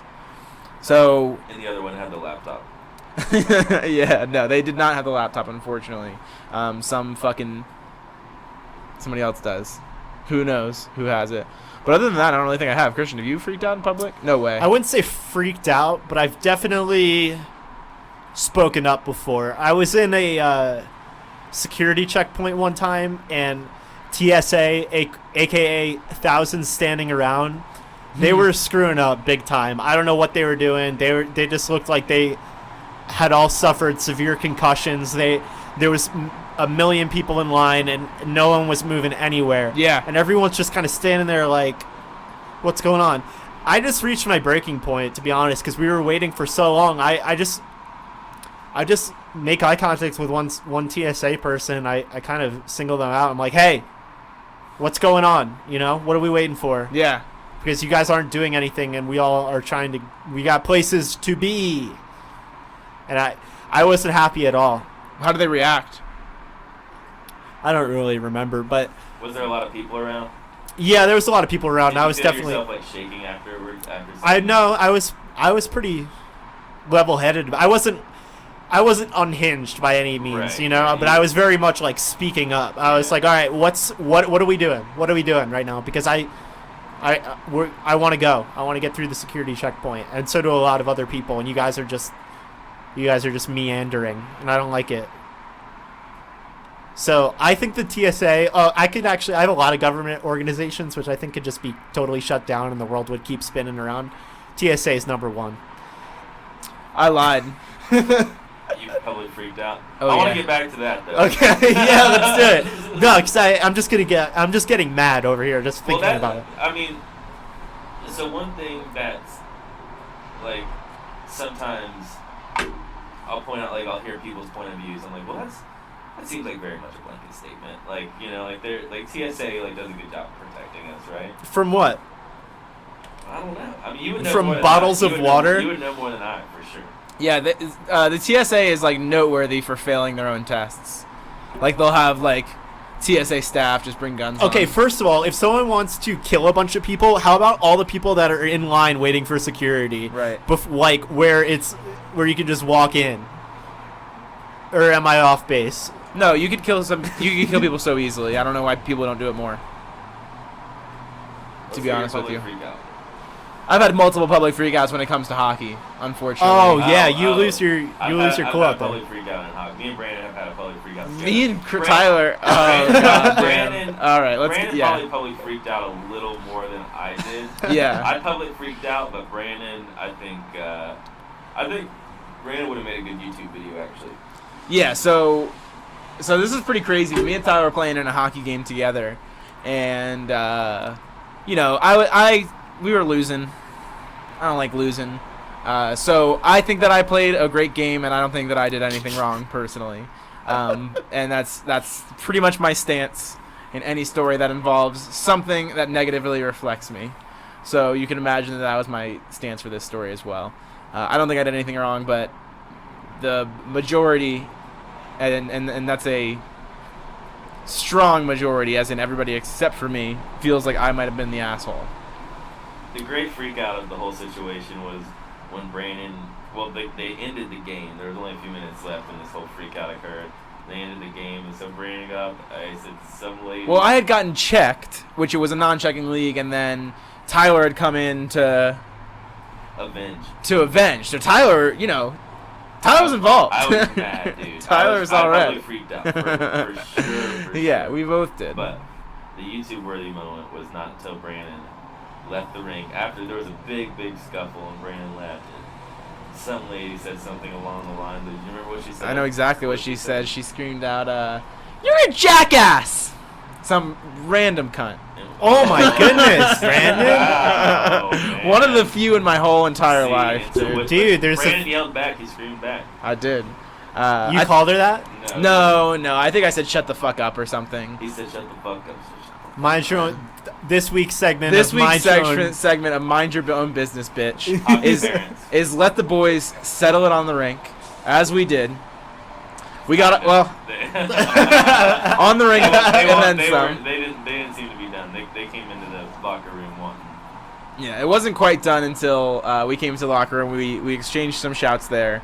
And it's funny. So the funniest part about the whole thing is, so this all happened. My mom, my dad, and my brother were all there. Or my mom and dad were there watching, and a friend of mine. So when I'm skating off the ice, you know, again, in my head, I have done nothing wrong, and I've been the most mistreated hockey player So in the history history of of hockey hockey players. The most mistreated hockey player.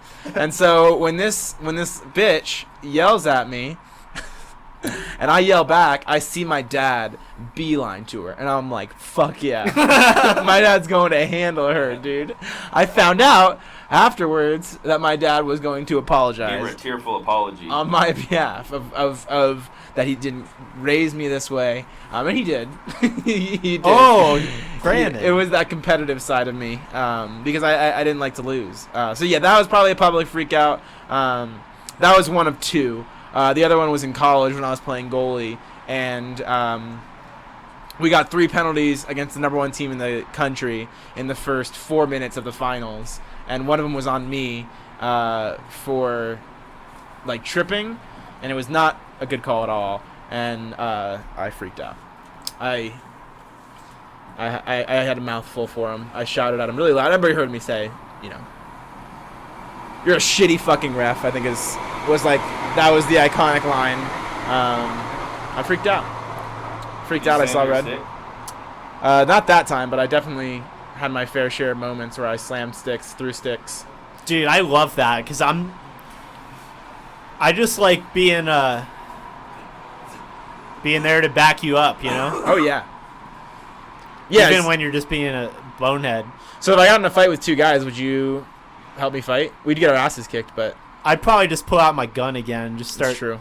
Yeah, that's what I was gonna ask you. Like, why wouldn't you just pull Yeah. out your gun? That's well, because I always prefer like my thing is it's like I don't have a gun, and so they're like, all right, I don't have a gun either, and so then they get close and you can stab them with your switchblade Right. in the back. My next question, of course. Yeah, I like that close quarter combat. It is a curiosity of mine. This is gonna sound extremely dark, and I don't mean it to sound like dark or psychopathic at all, but I would love to know what it feels like to stab somebody in the back.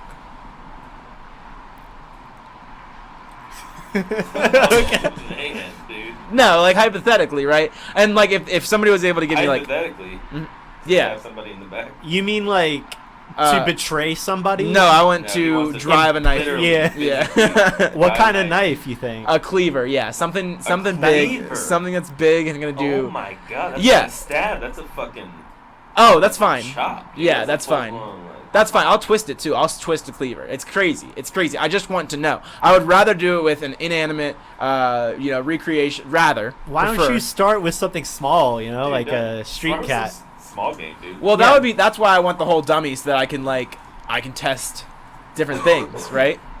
Like that's why I think that torture is probably popular. How would you torture somebody? You think?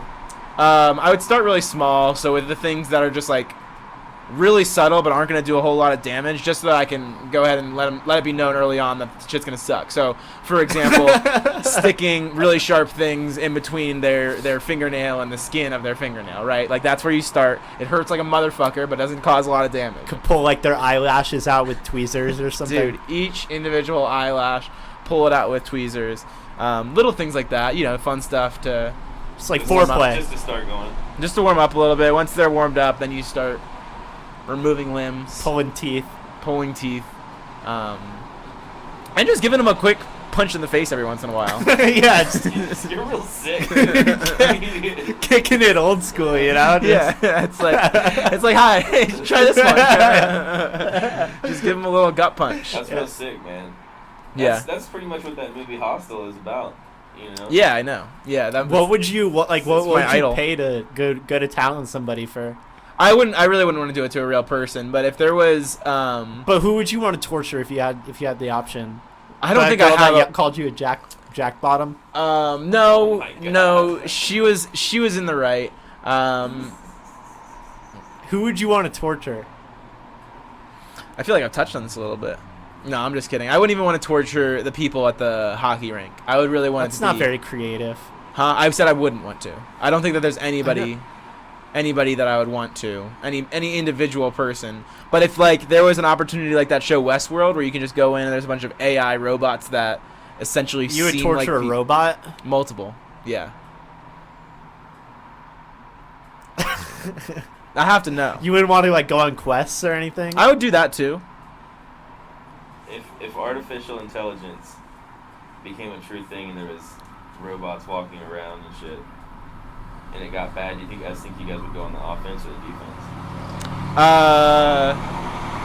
Although I'd probably- against angry robots, there's probably not a whole lot of defense. There. I'd probably be. I'm a pussy, so I'd be like, how can I support you guys? Like, how can I How can I help you? help you guys? Just let me. I want to help. I want to help you guys. I'm on your side. What's pretty scary You guys are gonna I win. heard So about that is that like basically like how you're driving down a road and you might like accidentally just on the side of the road, run a dirt road or something, run over an ant pile, right? yeah, You would never think twice about it. You would never know. It's just you're just traveling this way, and it's like you don't even think twice about it. That you might just run.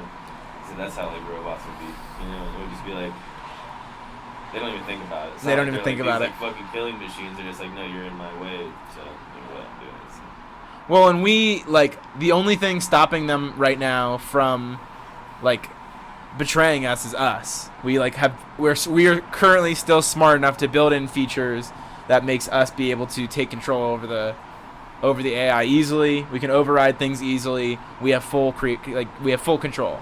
But one day, dude, all it takes is them to become smarter than us and to the hardest part is to instill a desire to want to I become would kill one of sentient. them so quick if they started turning, dude. Oh my god, dude. That's one that would like feel good because it's like you got, you know what I mean? Like I know you don't really have anything going on back there. You're just a fucking Yeah. asshole. So if you were sitting in your house and your Alexa was just like, Self-destruct. Self-destruct. Self-destruct. executing murdering feature, Yeah. and then like your like couch starts to rumble a little bit, you're destroying that thing. Yeah. Yeah, you're destroying fuck that yeah, thing with a I'm hammer. Angry. I'm doing everything I can. You might move. Yeah. You might have to move somewhere, different country or planet. What do you think, Christian? I think robots will probably take over the world. I think they will. I think it's just natural evolution. We created them, and they're just gonna become better versions of us. You seen that movie Ex Machina? Yeah, jarring. Yeah. What if it was like those, you know, those like horror movies you see where these families have like spirits following them? Yeah. You know what I mean? Like, what if, like, The robots get determined on you. if a robot gets determined on one family or one person? It's not good. It couldn't be good. Couldn't end up good for them. If like a robot with AI and no sort of break on it has a vengeance out, dude. Yeah. They're gonna get it done. That's terrifying. They're gonna get it done. That's their one. You know, object. Literally, a computer is built to execute things. To execute upon missions. And to do Right. to accomplish it no matter whatever the means necessary.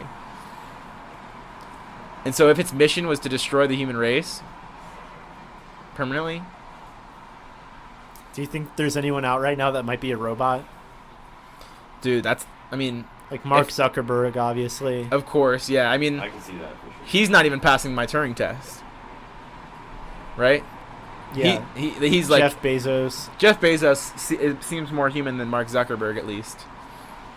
There's definitely some creepy people out there that like I mean you see them at the grocery store and you're like I don't trust like that, you know? Hillary Clinton's spooky. She's pretty creepy. Have you seen her, Ty?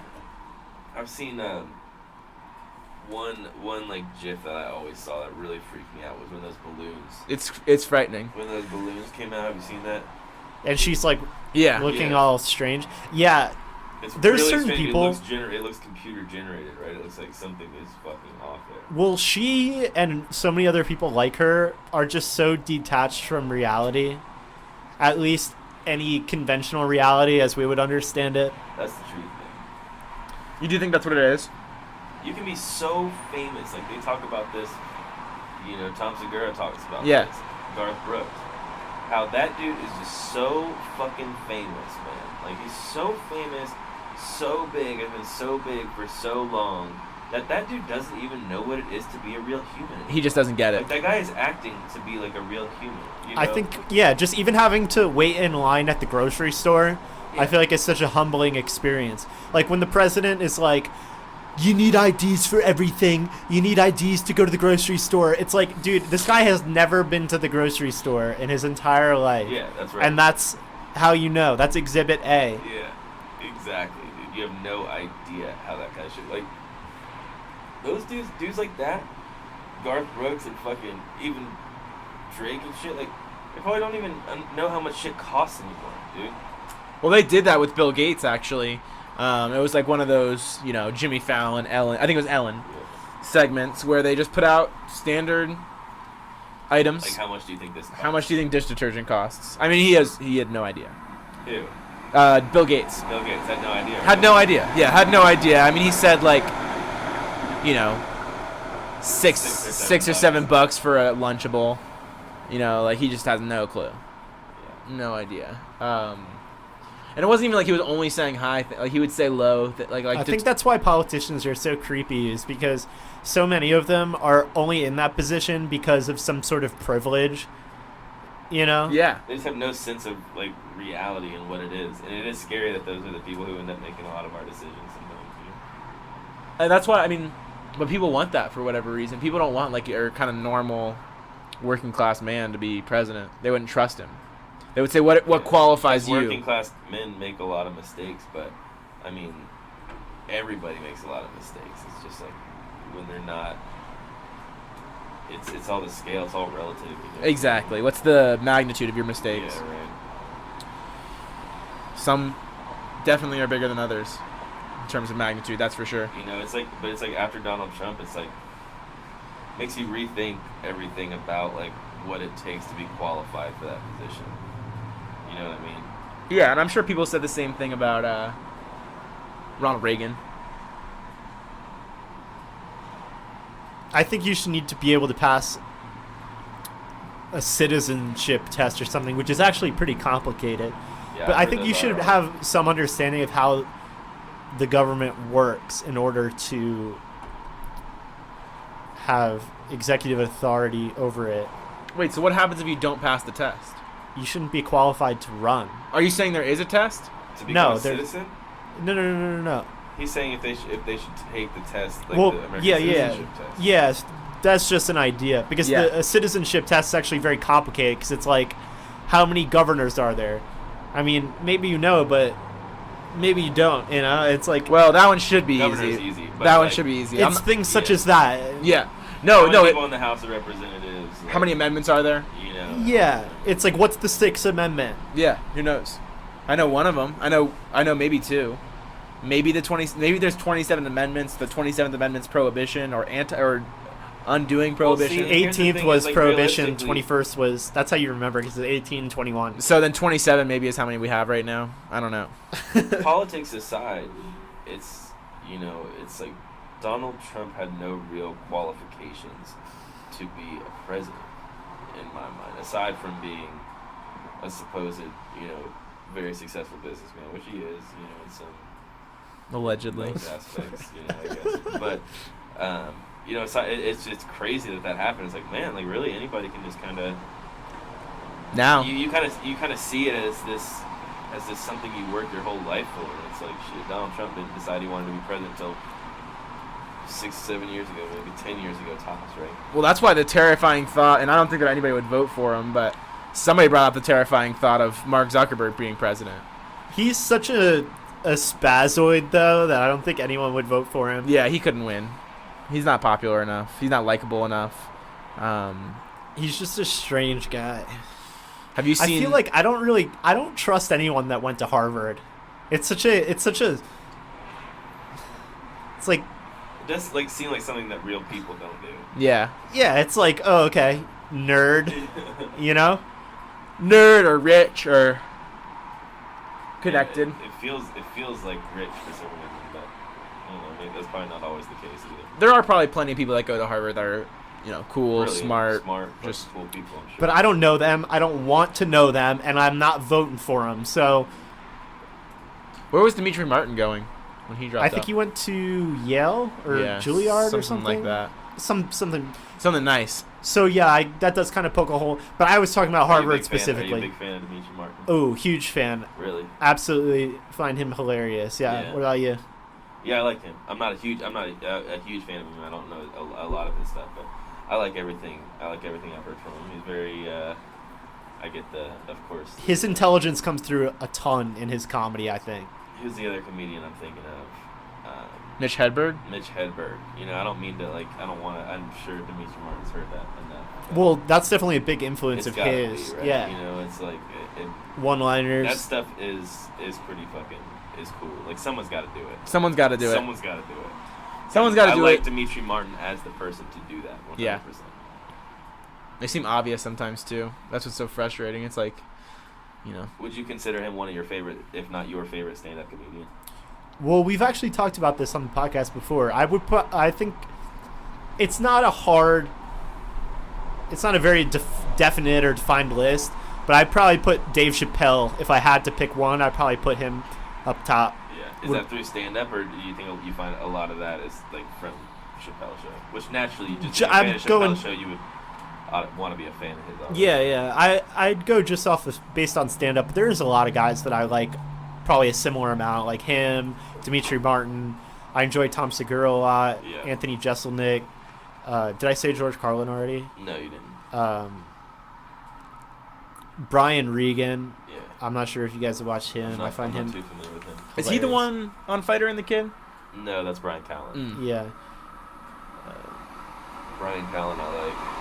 Chris D'Elia, you feel like... I think Chris D'Elia is funny. is Bill funny. Burr. Bill Burr is Bill Burr way is up there phenomenal. too. Bill Burr, and I say this about him particularly, is that I find him hilarious, but also the points that he makes about the things that he's talking about, I usually find myself just totally agreeing with His everything. observations Yeah. are on point. for Super me as poignant. well. Always. Yeah. Always. I always love his take on things. It's Yeah. so cool, man. It's so cool. It is probably one of the most impressive things about him. He's like really takes you out of everything that you like thought you like knew about something. It's cool. Did you see the one where he was making fun of people that go on cruises? It made me laugh so hard because he's just talking about how people go on cruises and they talk about how it's a vacation. But he's like, going on a cruise, let's just go. We won't have to make any decisions. We won't have to actually experience anything. We'll just lay down, shovel food in our faces. I'm just like, dude, spot on. Because I feel like a cruise is such a... it's like what a 12-year-old envisions as like a Yeah, vacation. It's an easy way out of a vacation. Yeah. And I'm not going to say I don't like cruises because I do. I fucking love them. I love shoveling fucking food in my face and not doing anything. But it is very much just like the easy way, like, let's just get everything taken care of right now.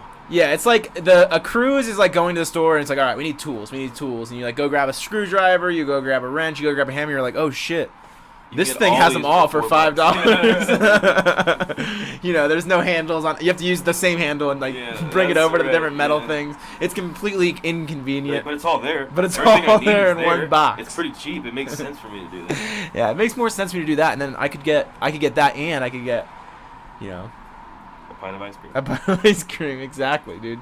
Yeah, it's called financial responsibility. You heard of it? Yeah, I don't know. You guys want to take a break here real quick? Yeah, we're gonna take a quick break. I'm gonna tinkle, and then we can get back here and Time to cross some streams, boys. time to cross some streams. Let's go, boys. We'll be back after the cross. All right, that was a nice little break. We all did our tinkles. I had a little piece of chocolate. I don't even know if anybody caught that, but I did have a little piece of chocolate. And we're back. Yeah, I know. I snuck it in. We had a little bit of Hershey's chocolate from our s'mores left over, so I just got a little nibble. There's still several nibbles to go. Didn't take the last nibble. No last nibbles from this guy. Just a well-timed nibble. Me and Brandon were amongst a herd of elk a day or two ago. Where I think, I don't want to speak for both of us, but I think where we feel most comfortable amongst a herd of elk. Yeah. I'd rather be around a herd of elk than a herd of people. Yeah. Yeah, I'd rather hear elk scream than people scream. That is definitely true. Yeah. Because these elk were yelling, and I was like, more. I want to go out there and be like, yell at me, bitch. I want to hear it right from the elk's mouth. But You guys never, do you guys go out much together out in the mountains? depends. I mean, we went with Mike and Vince when Mike and Vince were in town. I had a good trip there. We stayed in Emclool on the way out here too. Oh, that's right. How'd you like it with the location? In northern Georgia, the first stop we went to, that campground.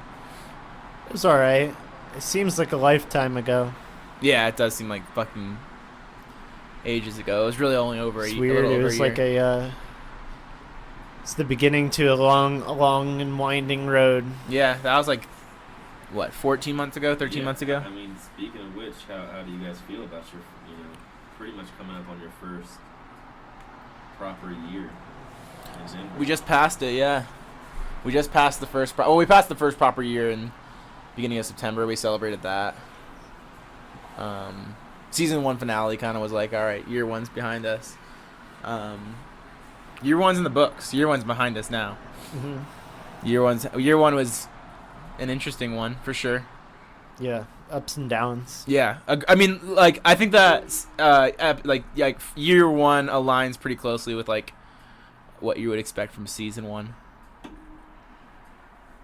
because it ramped up at the end. Figuring things out. Yeah, figuring things out.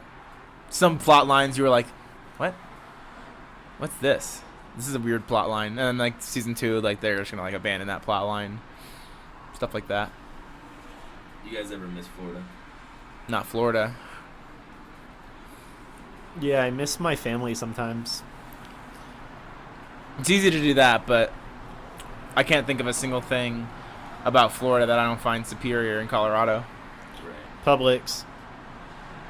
Even then, Damn, Brandon, a Publix hater over here. I'm a Publix I hater. hope you guys don't have a whole lot of Southern fans, but I guess all the Publix is a lot of places now. Huh? They're really expanding out. God, somebody just told me where they saw one. Somewhere weird. North Carolina, maybe. Which is pretty high. That's pretty far north for Publix. Yeah, it is. Good for them. People are seeing what's important. And it's good deli sandwiches. Good deli sandwiches. All the stuff's exactly where it was last time you went and where it should be. Yeah, I mean, Publix is the best, but Shout out to Publix. shout out to Publix, newest Shopping is a sponsor. pleasure. That's right. Shopping is a pleasure. Can't wait for their Christmas commercials. I'm gonna have to watch Tampa TV just to catch my fucking Publix commercials, my Publix Christmas commercials. I'll make sure I record it on the VHS for you. Yeah, send me a VHS of the different Publix commercials, because I just love how wholesome they are. They really rile me up. That's good stuff. That's good stuff. And I'm not even crazy about commercials. I forget sometimes like how lucky we are that Netflix. It sucks for them, but they can't have commercials. They just can't do it. I'm sick of them. They've been bumping them up. You know what they do on YouTube now? They play ads after the video ends, and they trap you in the ad now. Because I watch a lot of YouTube videos Yeah, at home. they And have to get you to watch the ads, otherwise the ads are valueless. So they have to like try to incorporate some kind of system that forces you to watch the ads. Just like Tom and Christina used to do all their ads at the beginning of their show, and now they're taking a break in the middle of the show to thank the sponsors. I'm wondering if sponsors are starting to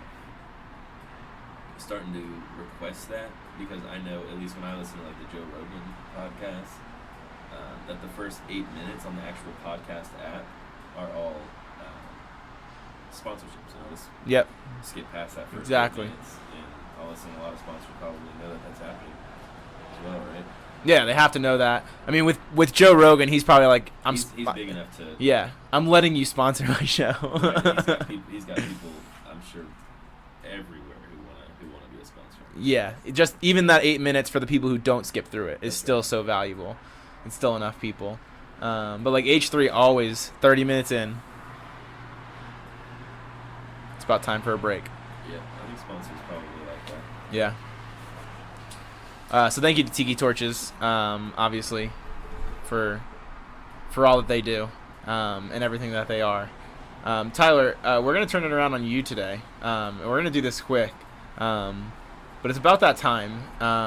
We're trying to get more serious here and take on more challenging topics. And I think that the only place to start that is to get our BuzzFeed quiz in and sneak that in right now. Are we doing that? As we have a little bit of time. Yeah, I mean, I know it's part 2. Butt feed. But we need a butt feed. So we're gonna make this really, really easy, and all we need is 8 questions to know what you're the most afraid of. Okay? So there'll probably be a question on here that says, "What are you most afraid of?" Right. And just be really mindful of what you answer for that, because it might have an impact. All right. But if you had to guess, just as a starting point, how many phobias do you think you have? 1, How many phobias? 1, 2 to 5. I don't know, maybe none, or a million probably. Phobias. See, that's a tricky one. Phobia would be like a really intense fear of something. I think that's right. Yeah. I don't know if I can think of anything that I have an intense So you would say, fear of. I don't really know, maybe none. That seems kind of exactly what you're trying to say. I guess that would be my answer. I don't really know, maybe none. Yeah, I guess that'd be my answer. You're not saying none, but it doesn't seem like it. All right. Pick a movie you will not watch. Claustrophobia, Puncture with Chris Evans, Skyscraper with The Rock, and It Chapter 2. So claustrophobia, I'm not really sure. Yeah, I'm not familiar with these movies, unfortunately. Puncture looks like something with needles. Skyscraper is something with climbing up something really high, and it is obviously something with clowns. So claustrophobia, let's just assume looks like you're trapped somewhere. I'm gonna probably say that it would be more. What was that first one you said? Claustrophobia, No. puncture with the needles, skyscraper, climbing a really high skyscraper. Yeah, probably skyscraper. That is scary. I guess I'd have to probably say that would be the scariest. All right, you might not have It's been. gonna, of course, say that I'm afraid of heights, right? You might not have been super. Maybe you might not have been super familiar with those, but you should definitely be familiar with these sweets. So, which one is your favorite? Chocolate fudge, cookies, cake, or donuts? And that's a good one. Oh, All yeah. those things. I know you do. Who wouldn't? Wow. I'm gonna go ahead and just. Cookies seem to cover a lot of ground. Does cover a lot of grounds.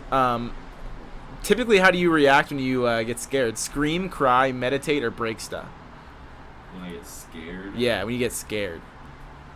Scream, cry, Meditate or break stuff.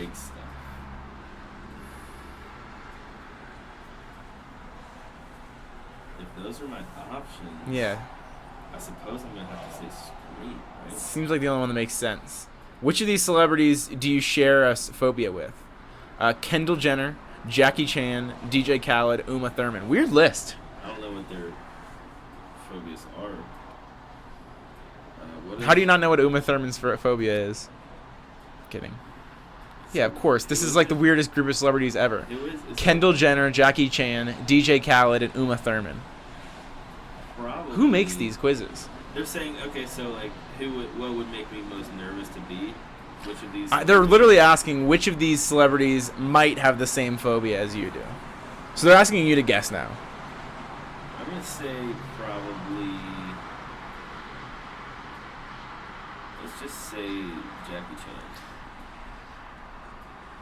Chan. Choose a bed to cuddle up with. You might wanna look at these beds. There's different options for beds. Okay, this is interesting. We have a modern kind of looking bed, a black and white theme. We have a rustic kind of Orange peach. board with an orange peach kind of kicker. I like those are some nice tones.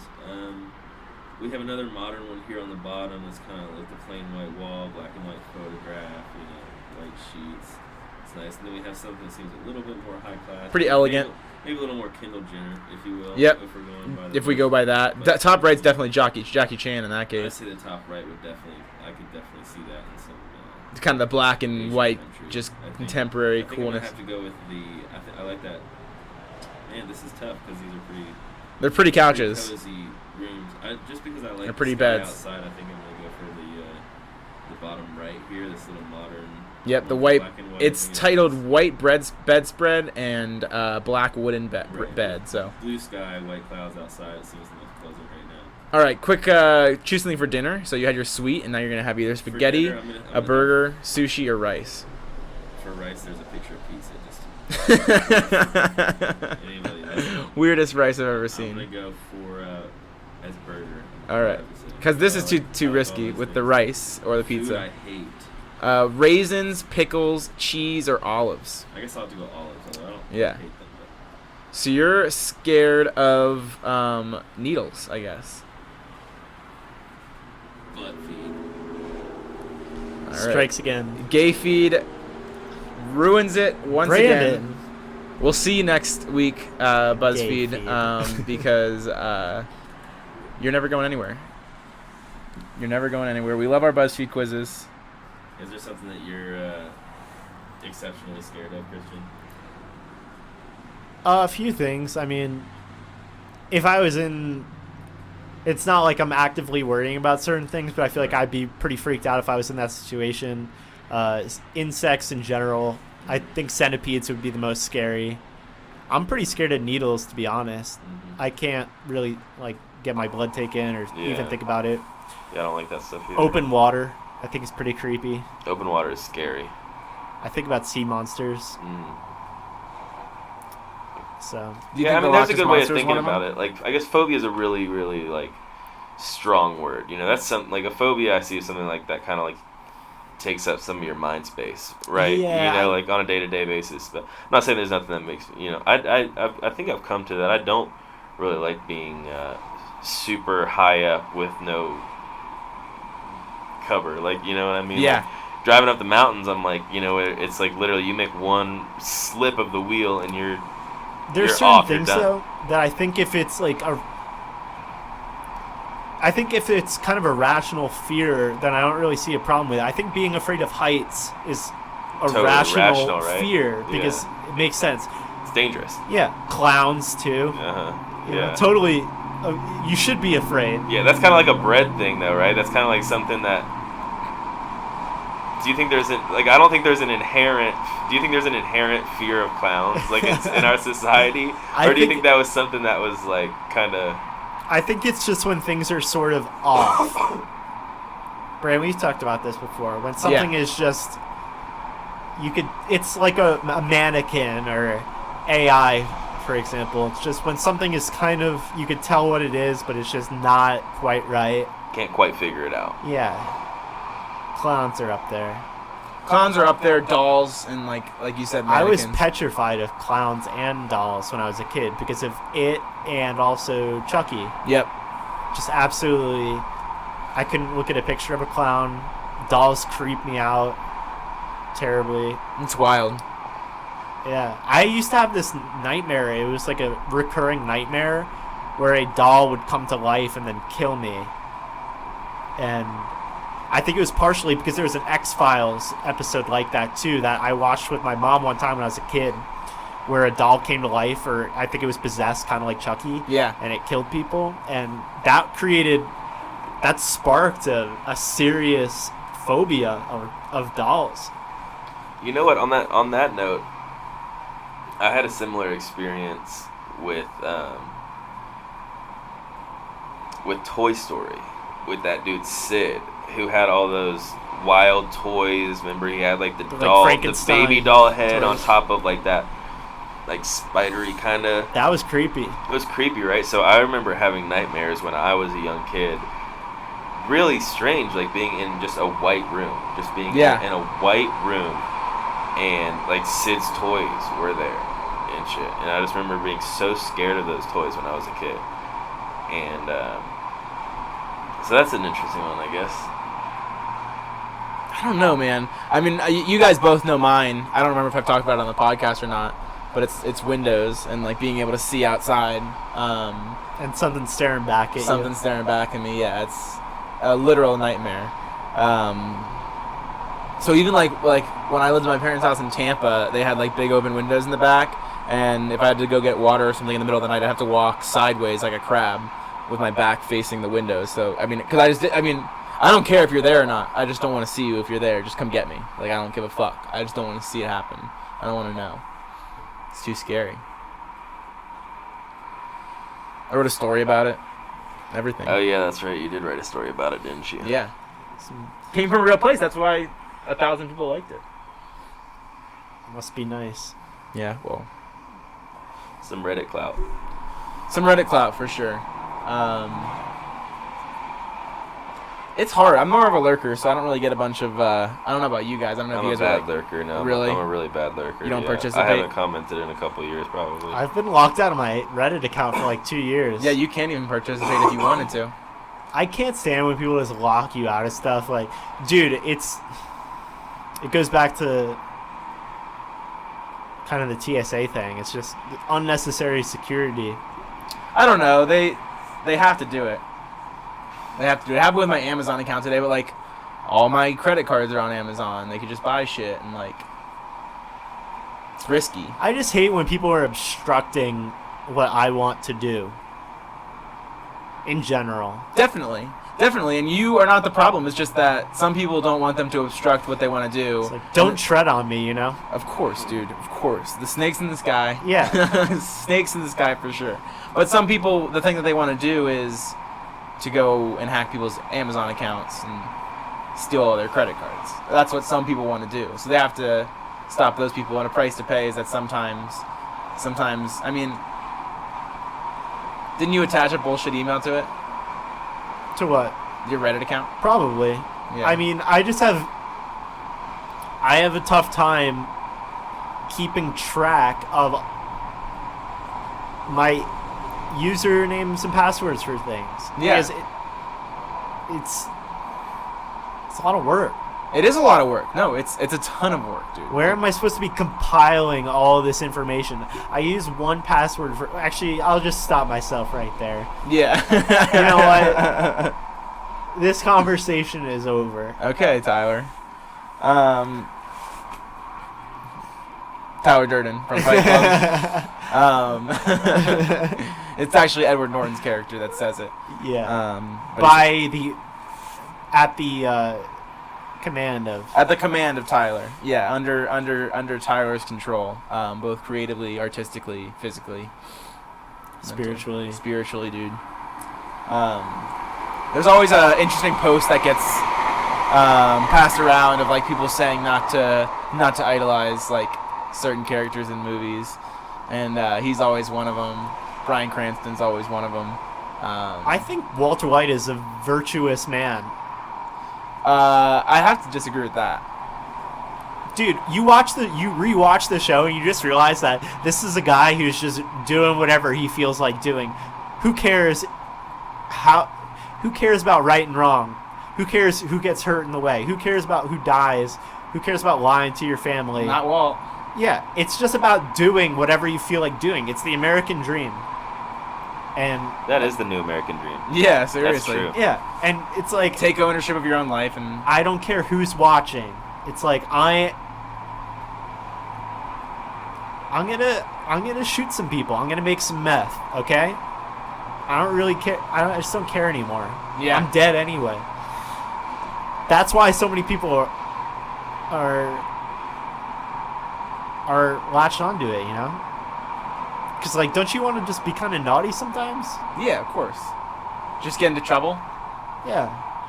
What would if there was like a purge night? What is like the thing you would do? Like what would you want to be? What crime would you want to commit? I'd probably want to strangle somebody to death. How do we get back here? Are we getting? Yeah, no. I think we should really go around with this one. What would you do with your? With your one crime you could commit.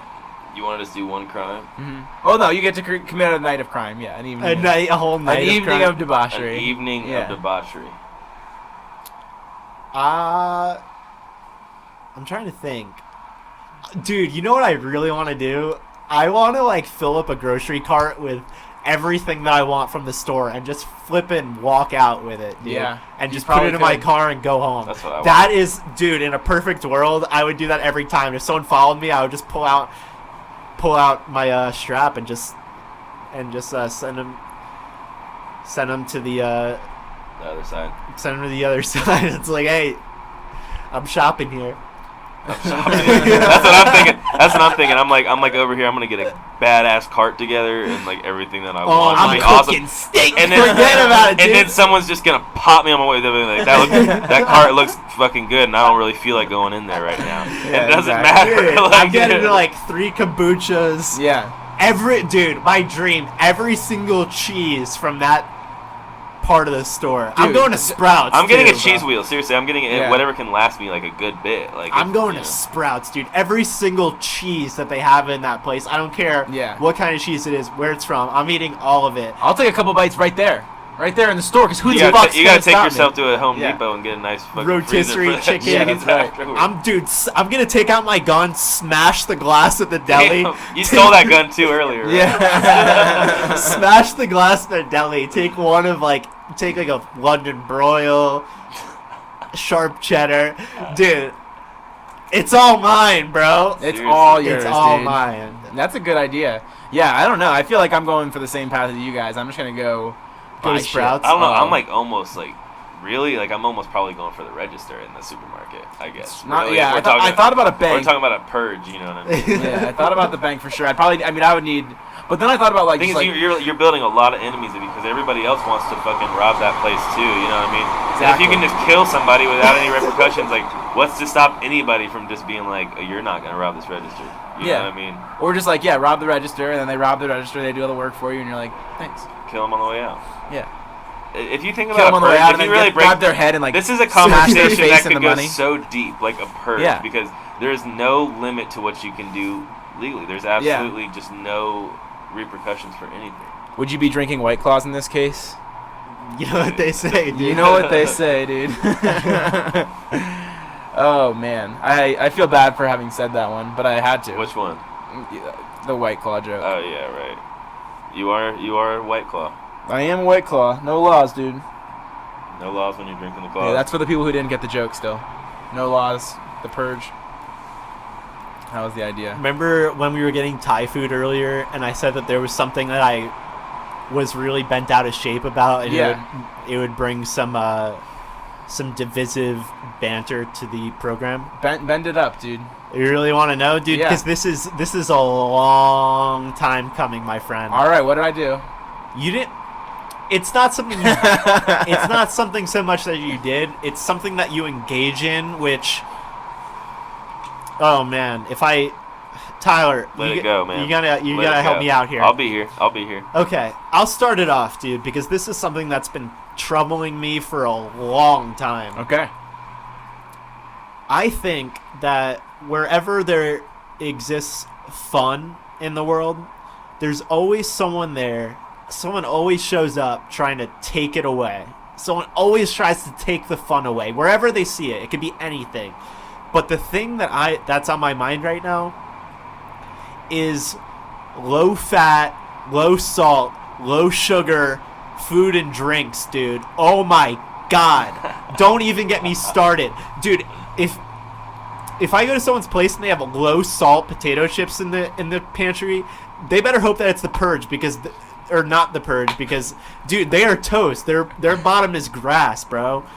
I can't stand it. What, dude, you know what I say? If you are inclined to drink 0-calorie soda, whatever you want to call it, to eat low-fat potato chips or low-sugar ice cream, dude, just don't eat it anymore, because what's the point? I get so mad. Don't do it halfway, bro. I hate people that do things halfway. That's what it is to me. Well, then you're doing healthiness halfway. Dude, you want to drink diet soda? How about you just drink water instead, or have a fun soda? Pick one. Yeah, I mean you're completely wrong. But you don't have to worry about your weight ever. You don't have to worry about the way you look. You can eat anything all day, every day, and you're never going to gain weight. You've tried to gain weight, and you can't do it. Hey, if I really want to, I could put on a few pounds, but it's hard. It's It's hard. extremely difficult for you, and for some people, it's extremely difficult to not lose weight. But they like telling somebody you can't eat ice cream anymore is too much. Telling people you can't drink soda anymore is too much. Don't eat fucking reduced fat or salt-free chips. Shut the fuck up with that. That's where you do not cut corners. But you can cut corners on the ice cream, because they make some pretty good ice cream. Soda, fine. But here's the thing. Here's the thing about like what people don't realize about like let's call it low-fat milk. That's my god, that's a dude! really Don't good even. example. Oh my god, it's another one. 2%, more like water. Look 1% low-fat skim. It's all water, dude. Yeah. Whole milk or nothing. But you're wrong. You know what? You're wrong. I'm No. drinking half and half, dude. Here's why I you're don't wrong. even Here's why you're care. wrong. Next time you're at the grocery store, look at the milks. Go to the whole milk and look at how much fat is in there. Okay, Dude, And that's- wait, and then look at how much sugar is in there, and then go grab the skim milk and look at the fat in there and look at the sugar in there, and the sugar is gonna be through the fucking roof because they have to put something in it. If you look at low-fat ice cream, look at the sugar. They have to replace the shit that's good with something, or it's not going to be good, and it has to be good.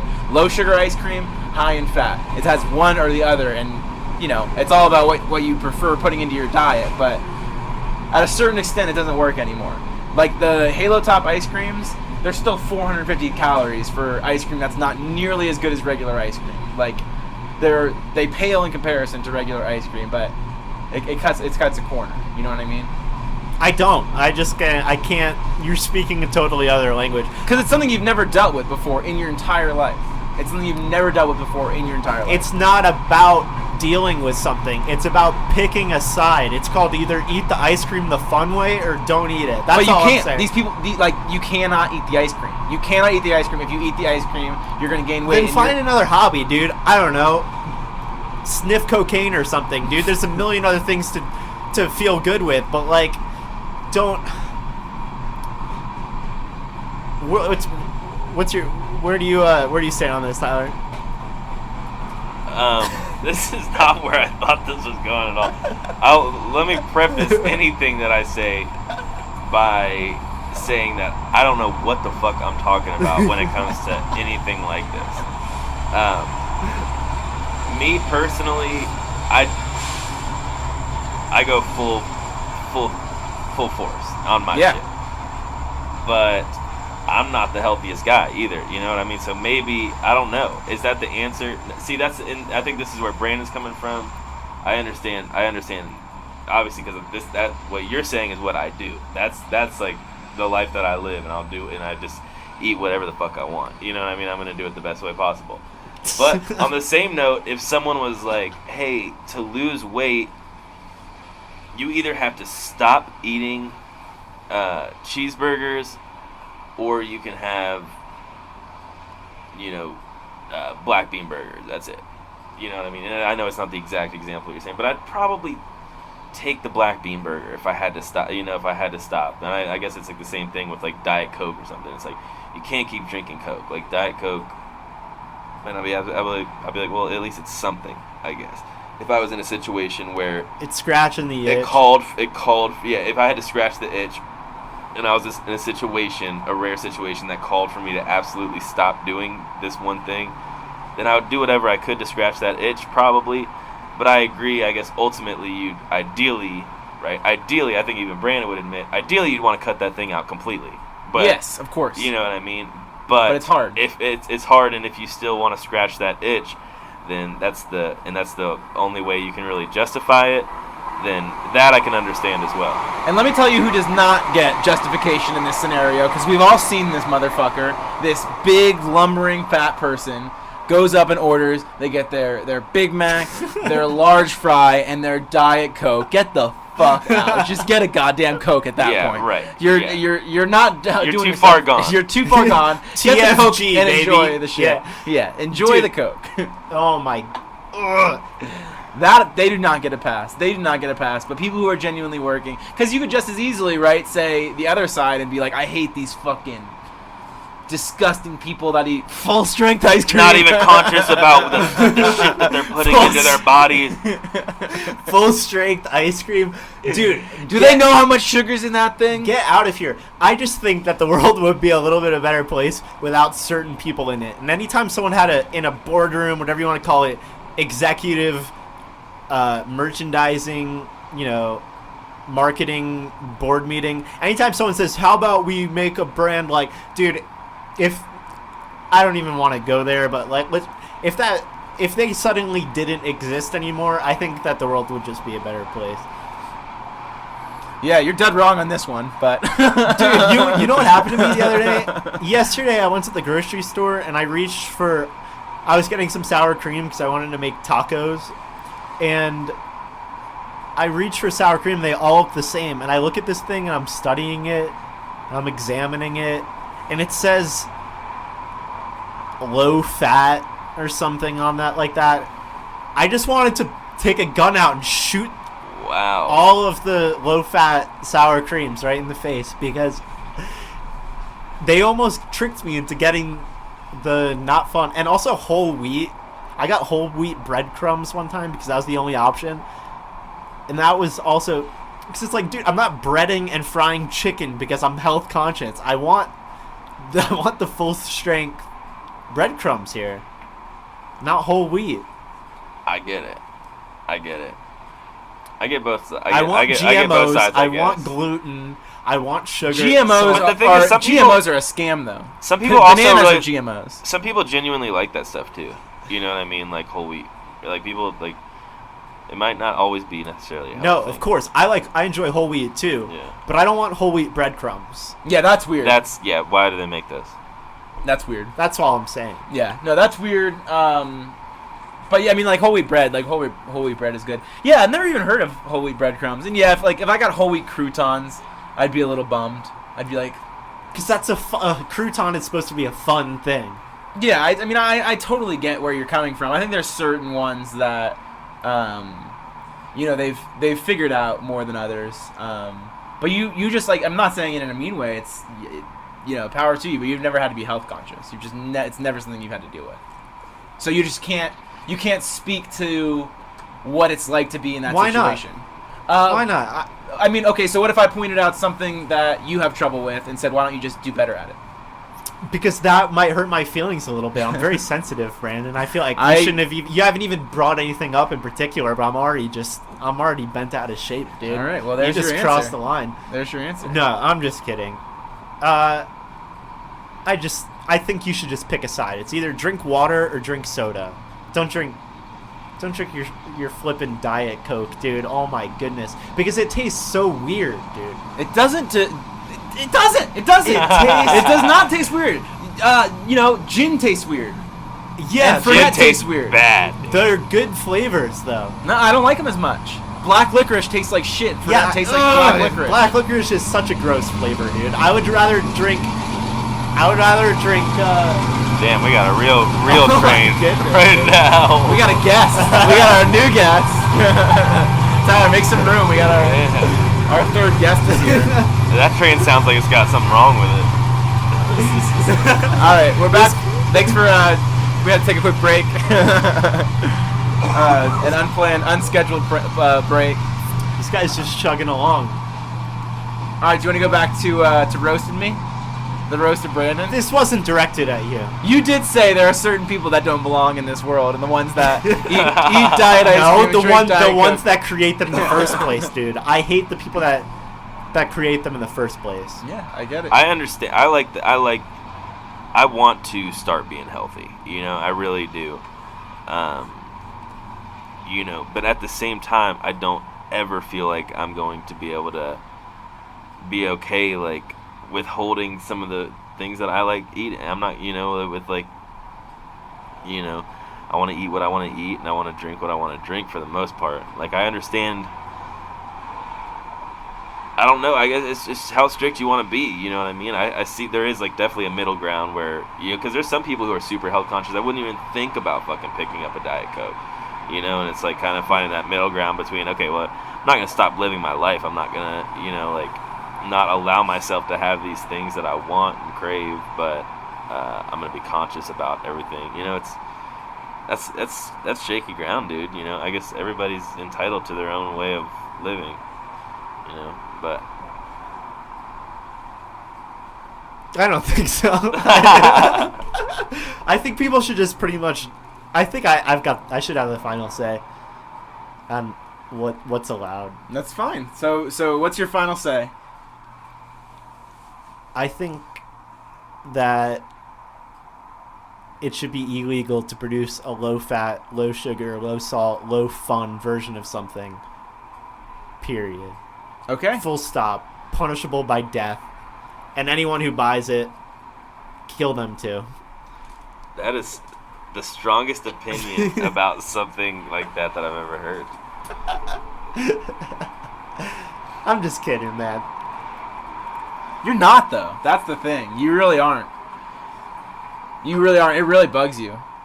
Yeah, it really does. Actually, it really gets under my skin. When I Yeah. picked up that sour cream, I wanted to throw it through the universe into the And that's- fourth dimension. That's really sad because it really lacks a lot of empathy. You really don't get it. No, I don't. And also, I think that the more mad I get, the more it makes me want to talk about it on the program, and I have fun. Right. So, I'm glad. all right, dude. I'm Is glad. this content, or Huh? would you call this content, or is this kind of? We've gone a little long with it. All right. But you've kept it going. So if you have more to say on it, I welcome you to. No, yeah. To it. Punishable by death. Mhm. Full stop. Dude. We want to talk about. What do you think the core of that is? I hate. This is the way Do I you think started there's off. a deeper seated thing in there somewhere, Yeah, or do you think it- it's just an annoyance? Like, Okay, it's very much kind of a anti-authority. punk rock mentality. Okay. I don't, and this was my opening statement because this is my thesis. I don't like everywhere there exists fun, there exists someone trying to take the fun out of it. Salt, sugar, fat, those things are fun. You take them out, what do you have? Nothing. But with every fun thing, you have people who are incapable to partake in that fun to the full extent. Then stay home, dude. Then every stay bit of home. Fun. Don't have fun. Don't go to the fun. If you don't want, I don't believe in censorship. I don't believe. How does this relate to censorship at Because all? there's people that want to take the curse words out of the radio. And they want to do. take the nipples out of the TV. Yeah. Dude, leave all that stuff in. That's the fun. Right there. You know?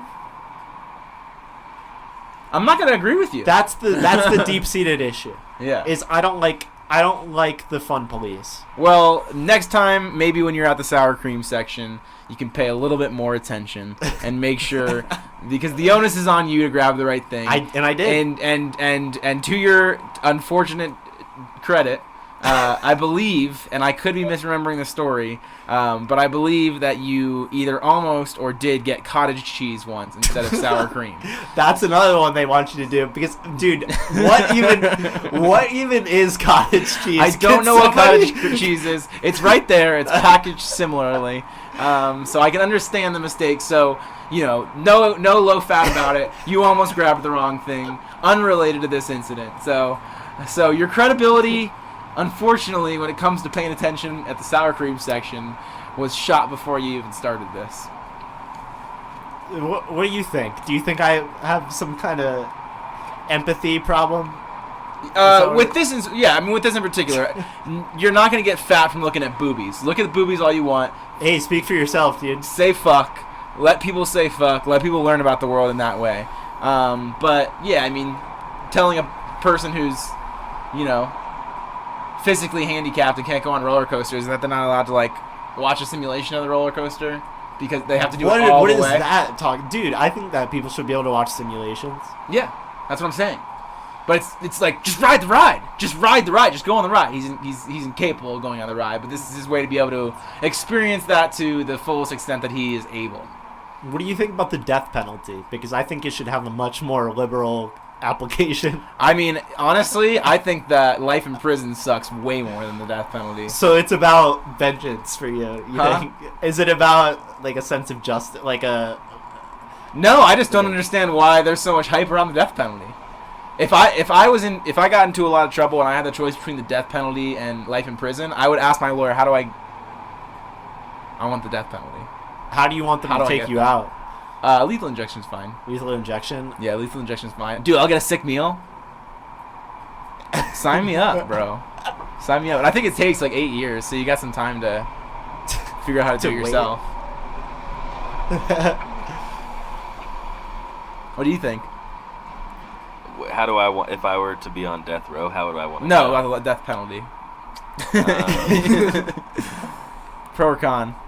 How do I feel about the death penalty? I guess I don't really feel any sort of strong way about it. I think that if that's what people want to see to feel justice, I can't really speak to being a victim of that, and I'm not sure it ultimately comes down to that, right? What would be, how are we going to serve justice here? Yeah. And that's the hard part. And if you have a family member who died at the hands of somebody, like that, how do you feel like you'd feel? Would you want to be I want them to die, or do I want them to fucking slowly just have to rot away in prison? You know what I mean? And I kind of am okay with people having that option almost, and whatever kind of something.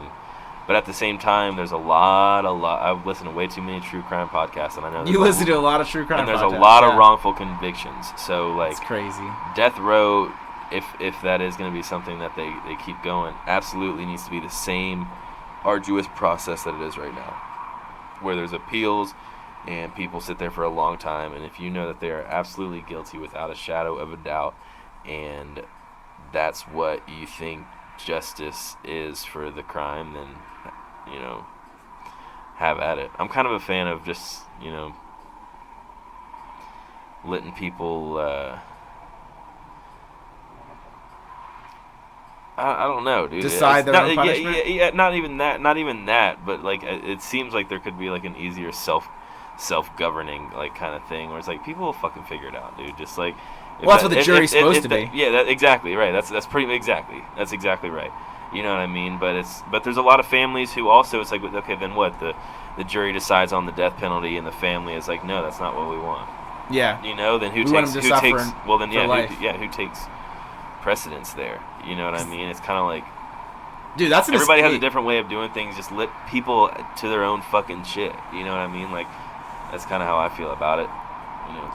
Yeah, if I was a criminal and I was on trial for just like really killing somebody, and they described the way I killed him, and I knew I did it, I'd be like, yeah, I did it, and I wish I did it even better. Like I wish that I would push for the death penalty. I'd ask my lawyer, like if I knew I did it, I knew, you know, no wrongful conviction about it.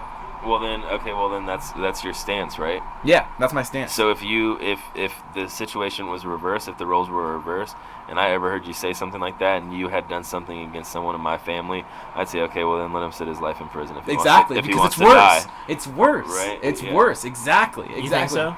Yeah. Maybe being dead is a really bad time, though. That's what the But implication if that's is. what Maybe that's know what more they we know. want, you Yeah. know what I mean? If they want death, then I'll give them what they don't want. Send him to heck. Send him to heck. Well, that's kind of the thing, is that's just, it's strange that the death penalty is the taboo penalty. It's strange that that's kind of the, What about torture Too much. as like a penalty, like cruel and unusual punishment? it's too much. You think so? Yeah, torture's a lot. Torture's a lot because my concern with torture, I mean, with the people who do the lethal injection is pretty fucked up, but like with the people who conduct the torture, like how'd they get that job? How do I get that job? I just hate any idea of a wrongful. What's the job wrongful interview for conviction that? there. Like, do you think? It's like, Would you enjoy torturing people? It's like, yes. Yes, ma'am. All right, you got the job. what's your opinion of going to the dentist? Yeah, I wish I could be on the other side. Yeah, and be I've act like the always- dentist. Dude, it's probably just dentists that Yeah, are the it's torture true. artists, dude. Don't you think? That's probably the most qualified people. I get it. I get Case it. closed. Case closed. We're getting long. Do we want to start wrapping this old baby up, getting her all tied up in a bow, We're getting our all wrapped up tight. putting her under the Ready tree? for Betty Bye. Yeah. Yeah, ready for bed. Tuck her under the tree. Get the train rolling around her. Strangler. The beginning of Spooktober. The beginning of Spooktober is here. It's October 1st. The moon's haunted, and The moon is haunted. The moon is Okay. haunted, and we're wrapping it up. Tyler, The streets are crowded with 1,000 lonely suicides. 1,000. Whoa. Thank you to Tiki Torches, Tyler. Thank you for hopping on here again for Thank another you. quick one. Thank you for having me again. I'll miss you fellas out here in Denver. That's right. Keep the Porchcast alive, man. You know it. Long live the Porchcast and long live Tiki Torches, baby. Long live Tiki Torches for life. I wish Christian, you guys could get some Tiki Torches out here. We will. They're sending them, I think. Christian, any last final thoughts from you? Zip zap zoom boom bam flim flam. It's the Porchcast, baby. Couldn't agree more.